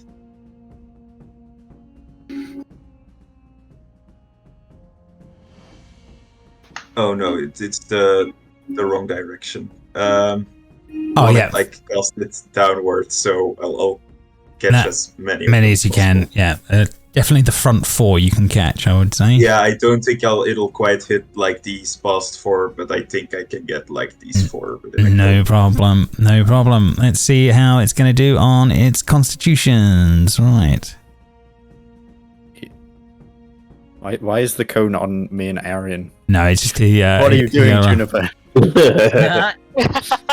Juniper, no. Yeah, I don't I mention the party until later. But it's I don't try to hit like Arion or Ashe. So No, that's all right. That's no problem. Oh, yikes! 3 passed and 1 failed. Jesus. Okay. So the back one failed and takes 15 cold damage. Damn. and the other ones take That's half. too much. The other ones take half. The one that failed is also its speed is reduced to 0. Okay, so he's not doing anything on that one, and the others are taking half of that. Okay.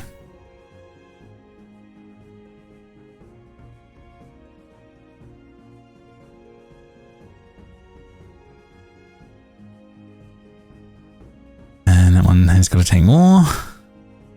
Right. Okay. Yeah, so it's hindered for 1 minute or until it uses its action to break free of the thing of the ice that forms. Fair enough. No worries. Okie dokie. Brilliant. Next on the turn order, at exactly 20 on the clock. And then the electric thing in the middle of this, now freed from the ice as the room heats up, suddenly blasts out with electrical energy. And it is going to do lightning damage. 1 second. And it does 10 damage to each of these oozes. Nice. Oh, nice. Yeah, that's good. Fuck those. Yes. Splitting them into 2. Oh. Oh, Oh no. Okay. gross.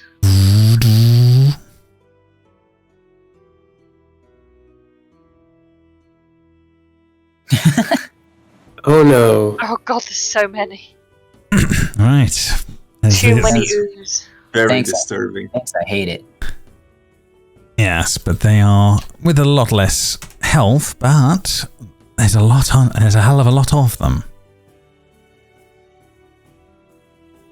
Suddenly the room's gone from having a few of these oozes to bloody tons of them, if that makes sense. Right, okay. And bringing us to Linus's turn as all this chaos is going on as I change their values.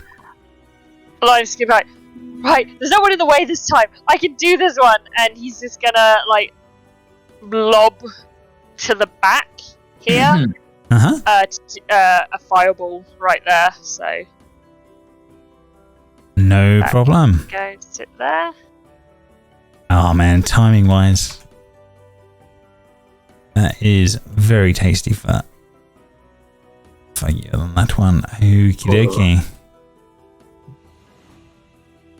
Right, okay, so of these 8 guys here, a few of them can't survive it, I think. I'm saying, oh no, they might survive if they halve it. So let me just do the dex checks now and we'll see how they're gonna do. Saves dex. 1, 2, 3, 4, 5, 6, 7, 8 of them. And what's your DC? 15. You disintegrate all but 2 of them in a moment. And Linus is suddenly going, Yes. That's what fireball's supposed to do, I knew it! Linus, see, that's what I said. I knew you'd learn. That was your turn order time wise.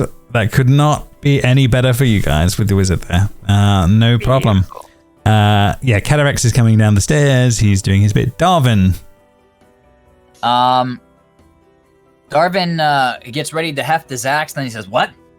What do you mean perfect opportunity? I mean, yeah, sure, I guess I'll try. It doesn't make any sense." But he's going to step here. Mm-hmm. And instead of attacking the ooze in front of him, he's going to take the axe above his head and slam it down on the ground. And he's going to shoot that thing that you gave me last week. Aha, fair enough. How much was it? I can't recall. Oh, I don't remember. Oh, Drew no. doesn't know about this yet. Oh, man. Now you put me on the spot. I can't recall off the top of my head. I looked in my D&D Beyond, and I looked on this sheet, and it doesn't say it anywhere. Oh, what?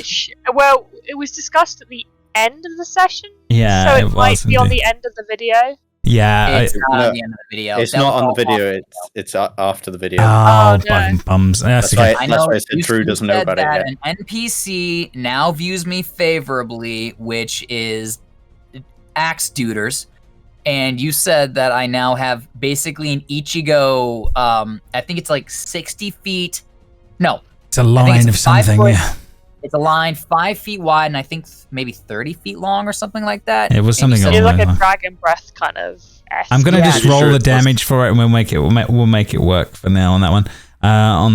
So we'll just roll some bits on that front. And I don't know if they have to dodge it or if it's like I have to attack. Like I don't remember any of the details. Yeah, I can't recall off the top of my head, but to make things work for now, I'm just gonna make them do a dex check and just see if they're all low, they're dead. For now on that one. 4, 6, 2. They're pretty low on that front. So I think it works, and you kill them. All right. So Darvin is like, oh yeah, I like that. I like that a lot. Linus is cheering. But I'm guessing that was an action to do. 100%. Yeah. So then Darvin is now done. No problem.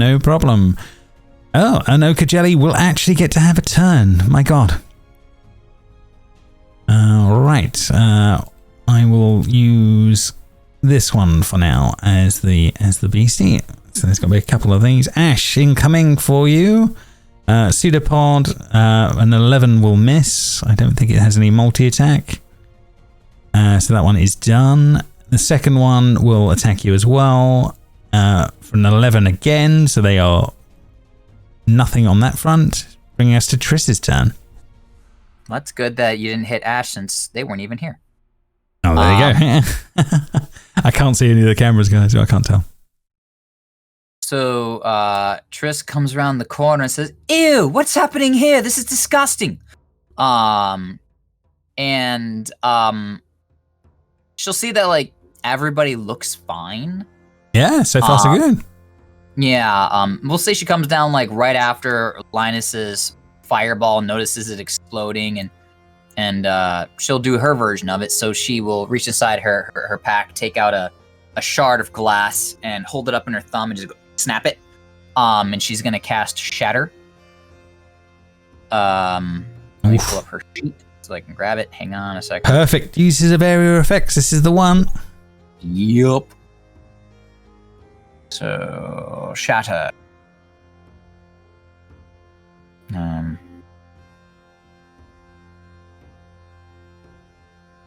Cast it at 2nd level.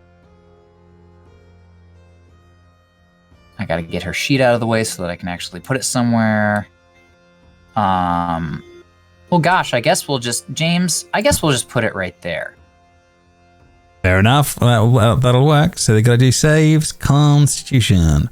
1, Terrible. 2, 3, 4. Terrible 5, damage. 6. 2 passed? No, sorry, 2 failed. The rest are all passes. 3d8. I roll a 1, a 4, and a 1. Damn.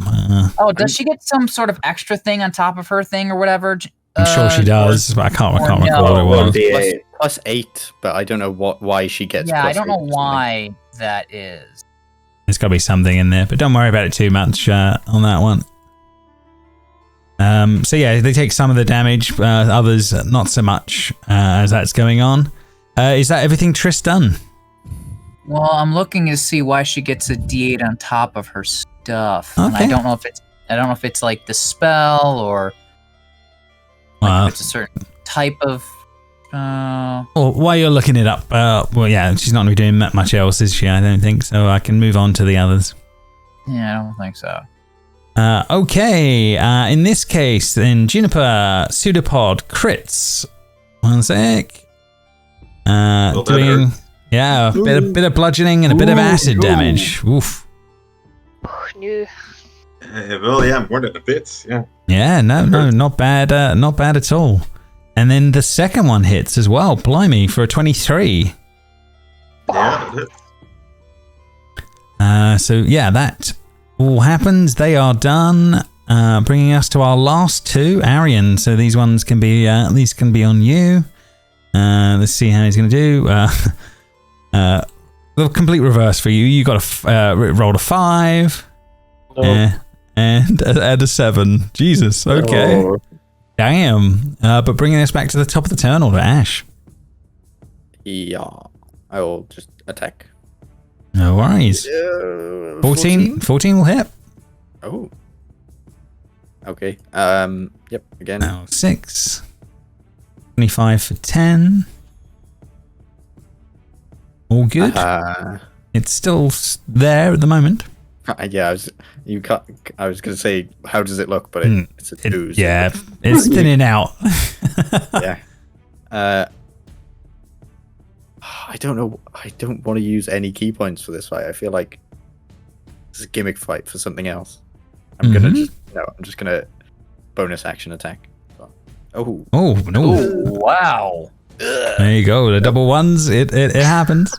God. Arion, then bring you round to you. I will attack this one. Oh, 13. 13 will hit on that one, and we'll take 7. Okay. And sneak attack. Another 2. Okay. And then I will attack again. 16 for 12. It had 11 hit points. That will be its death. Woohoo! Nice. And that's all I can do. No problem. Bringing us to Juniper's turn. Yep, I will once again do Rime's Binding Ice, try to get basically each and every one of these guys. No problem. Oh, there's some of them are on last legs. Well, good. Means the guy.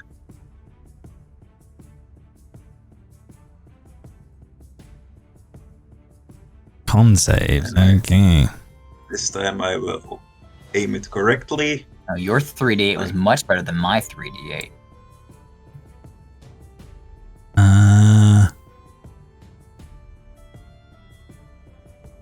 I'm right. I think every one of them failed. Oh, nice. Damn. 3, 4, 5. Yeah. Every one of them. Okay, fair enough. 18 damage. Each of them takes the 18. That If they one's still gone. survive, their speed is 0. Yeah. Also, I will also, as a bonus action, use Balm of the Summer Court on myself to heal myself a little bit. No problem. Terrible. It's Fair. okay. No problem. Linus, back to you. The first fireball was a success, but yeah, it's round to the next one. Oh, we can't hear you, Jess, or I can't hear you. Yeah. There we Press the go. button. There we go. Don't know if I want to use another third level spell slot on Mhm. these boys. I think I'm having the same thought as As Joe. Ashe, yeah, fair enough. I think I'll just firebolt the one that's like all the way back here, just Sure. so that like the close range people can Deal deal with with the their fun. stuff, and then yeah. No problem. 13 will still hit. He will do 12 damage. No problem. Cool beans. Catamex is at the back. Unless there's anything else Linus would be doing. Yes, sorry, apologies. We'll be moving out of range here because Yeah, duck out of the way. he watched people get smashed, so he doesn't want that to happen to him. No worries, no worries. Catamex will be on his way down the stairs, not worrying about it too much. Darvin. Darvin sees that we're down to a few more, so he's just going to hang on a second. There we go. Darvin is just going to drop his torch back where he's at and run up with his axe. He probably dropped it back there. No worries. And he's going to swing at this thing. No problem. So, Reckless, Weapon Master. 14. 14 for 25. That will kill it. Nice. It cannot split into two. And I will here my bonus action because of Great Weapon Master lets me. So, Reckless, again, Great Weapon Master. Oof. So 1 and 2 probably not going to do it. No, fair enough. Yeah, misses on the second. Blimey. Whoosh. But then I will attack again. Reckless Weapon Master. Damn. I will add my D10 of inspiration for Eh. my recap at the beginning of the game. No, the D10 is for the question. That would be an inspiration die instead. Oh. It's an inspiration one you had. Sorry, apology. That's a reroll. Yeah. Oh, I don't know if I want to waste it on this. Well, especially as you can save it past the game, if that makes sense. Yeah, then no. Okay, well then no. I'm gonna. It's whoosh whoosh. But I hit 1. Yeah, no. Hey, no, it's not to be denied. That one's You know what? I dead. will use my bonus action to eat my last treat. Okay, fair enough. I give myself 3 temporary hit points. No worries. Bringing us to Triss's turn. Sorry, Conrad, you got it all in one go. Oh, okay.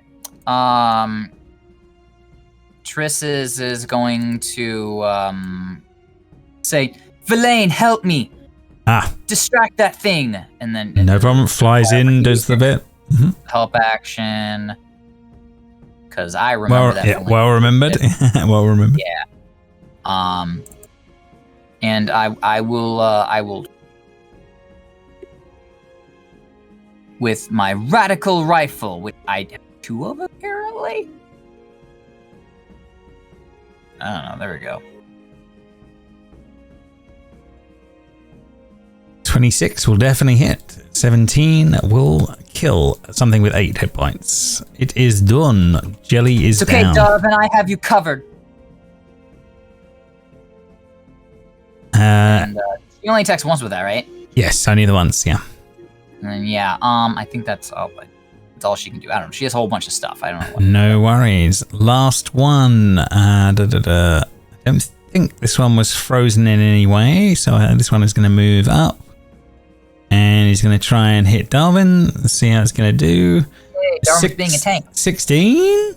That is my AC. Okay. Sorry, my AC is 15. I apologize. Oh, okay, no worries. 8 bludgeoning, 5 acid this time. Ow. But it is... I had that snack. Yeah, but it is done, bringing us back round to Ashe. Okay. So this lightning thing that happened at the start, is there any indication that it's going to happen again? You're not sure. Oh, shit. Okay. I run in, do my thing. That definitely hits for the first one. 10? 10, not so much for the second one. The first one is good. Oh, 16? 16 is fine for another 6. How many hit points? It has 6, so that will be the end of that beastie. And Ashe will walk back. Run back, no problem. Ending the combat. Well done. You are free of the jellies. Their turn order was... Because they were slow, unfortunately, they did not get to do all the good stuff. But yes, you are there and through. Everything is cleared up. And Cadabrex at the back's like, well done. Bloody oozes. Horrible things. That did hurt. I think I will make myself some good berries and try to heal up a little bit. Oh no, Judy, are you okay? I'm very, very hurt, Triss. Can you do something? Absolutely. Of course. All you have to do is say the word. And I have to find her sheet. Hang on. Yeah, that's fair enough. Yes, heal me, my minion. What are you? What? I will use the Protector Eldritch Cannon. So I believe she always says she turns her gem to blue and says firing temporary hit points at her. Yes. Whoa. Pew pew. That was the wrong one. Did I do that right? That was the wrong one. Oh yeah, that would be that would be force and her killing it. And I killed Juniper. Oof. Finally, we're Sorry, safe. that was force. I meant to use Protector. I forgot. This is what I really did. Wrong tune. And you get apparently 9. Hey, not to be sniffed at. Temporary hit points. Okay. Yes. So I don't think she does any actual real healing. Oof. But that at least gives you a cushion. That's fair. Okay, so you guys make your way back down and to the outside of the tower. No problem. 1 second. Let's bring you back round. Darvin's talking to himself excitedly. He's like, oh, so he's saying like I can do that like 3 times like a day, and then like I come. Oh, that's so cool. I was always frustrated when I couldn't reach anything. God, if I could have just used that against the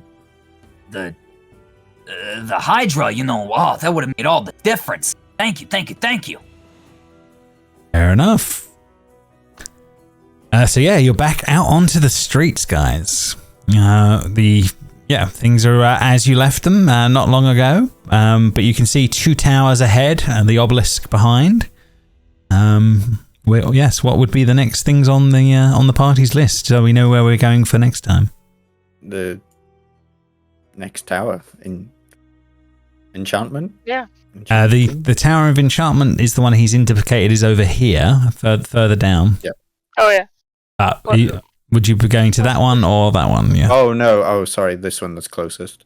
Yeah, I didn't the realise there was one over completionist way. We must go through there. No problem. Are you guys there? Yes, Yeah. I can hear you. There? Okay, sorry, I got disconnected for a second. Okay. Okay, so yes, 1 second. Let me just grab the info on this one. The Catavex is with you guys as you sort of make your way out to the next space. But you find it's marked up as the Tower of Illusion. I will you are able to go out to a space and you start making your way into a set of big doors that are sort of open up into the space as you go. But I'll leave you with the image of you guys in a theater. 1 second. Let me load this up. 1 second. Glowing. So you guys make your way into this theater type space, Nice. and then on the as you walk in, a wizard appears in purple robes on the stage, and it will say, a brief flicker of a purple robed human man with wild colours running through his hair appears before you, and it says, I am High Illusionist Ajama. This is likely my final performance in my little theatre. If you are hearing this message, then I did not survive the Ythryn's fall. But alas, the show must go on. And that's where we will pick up next time when we return for our next session. But yes, well done, guys. You're moving through the towers. There you go.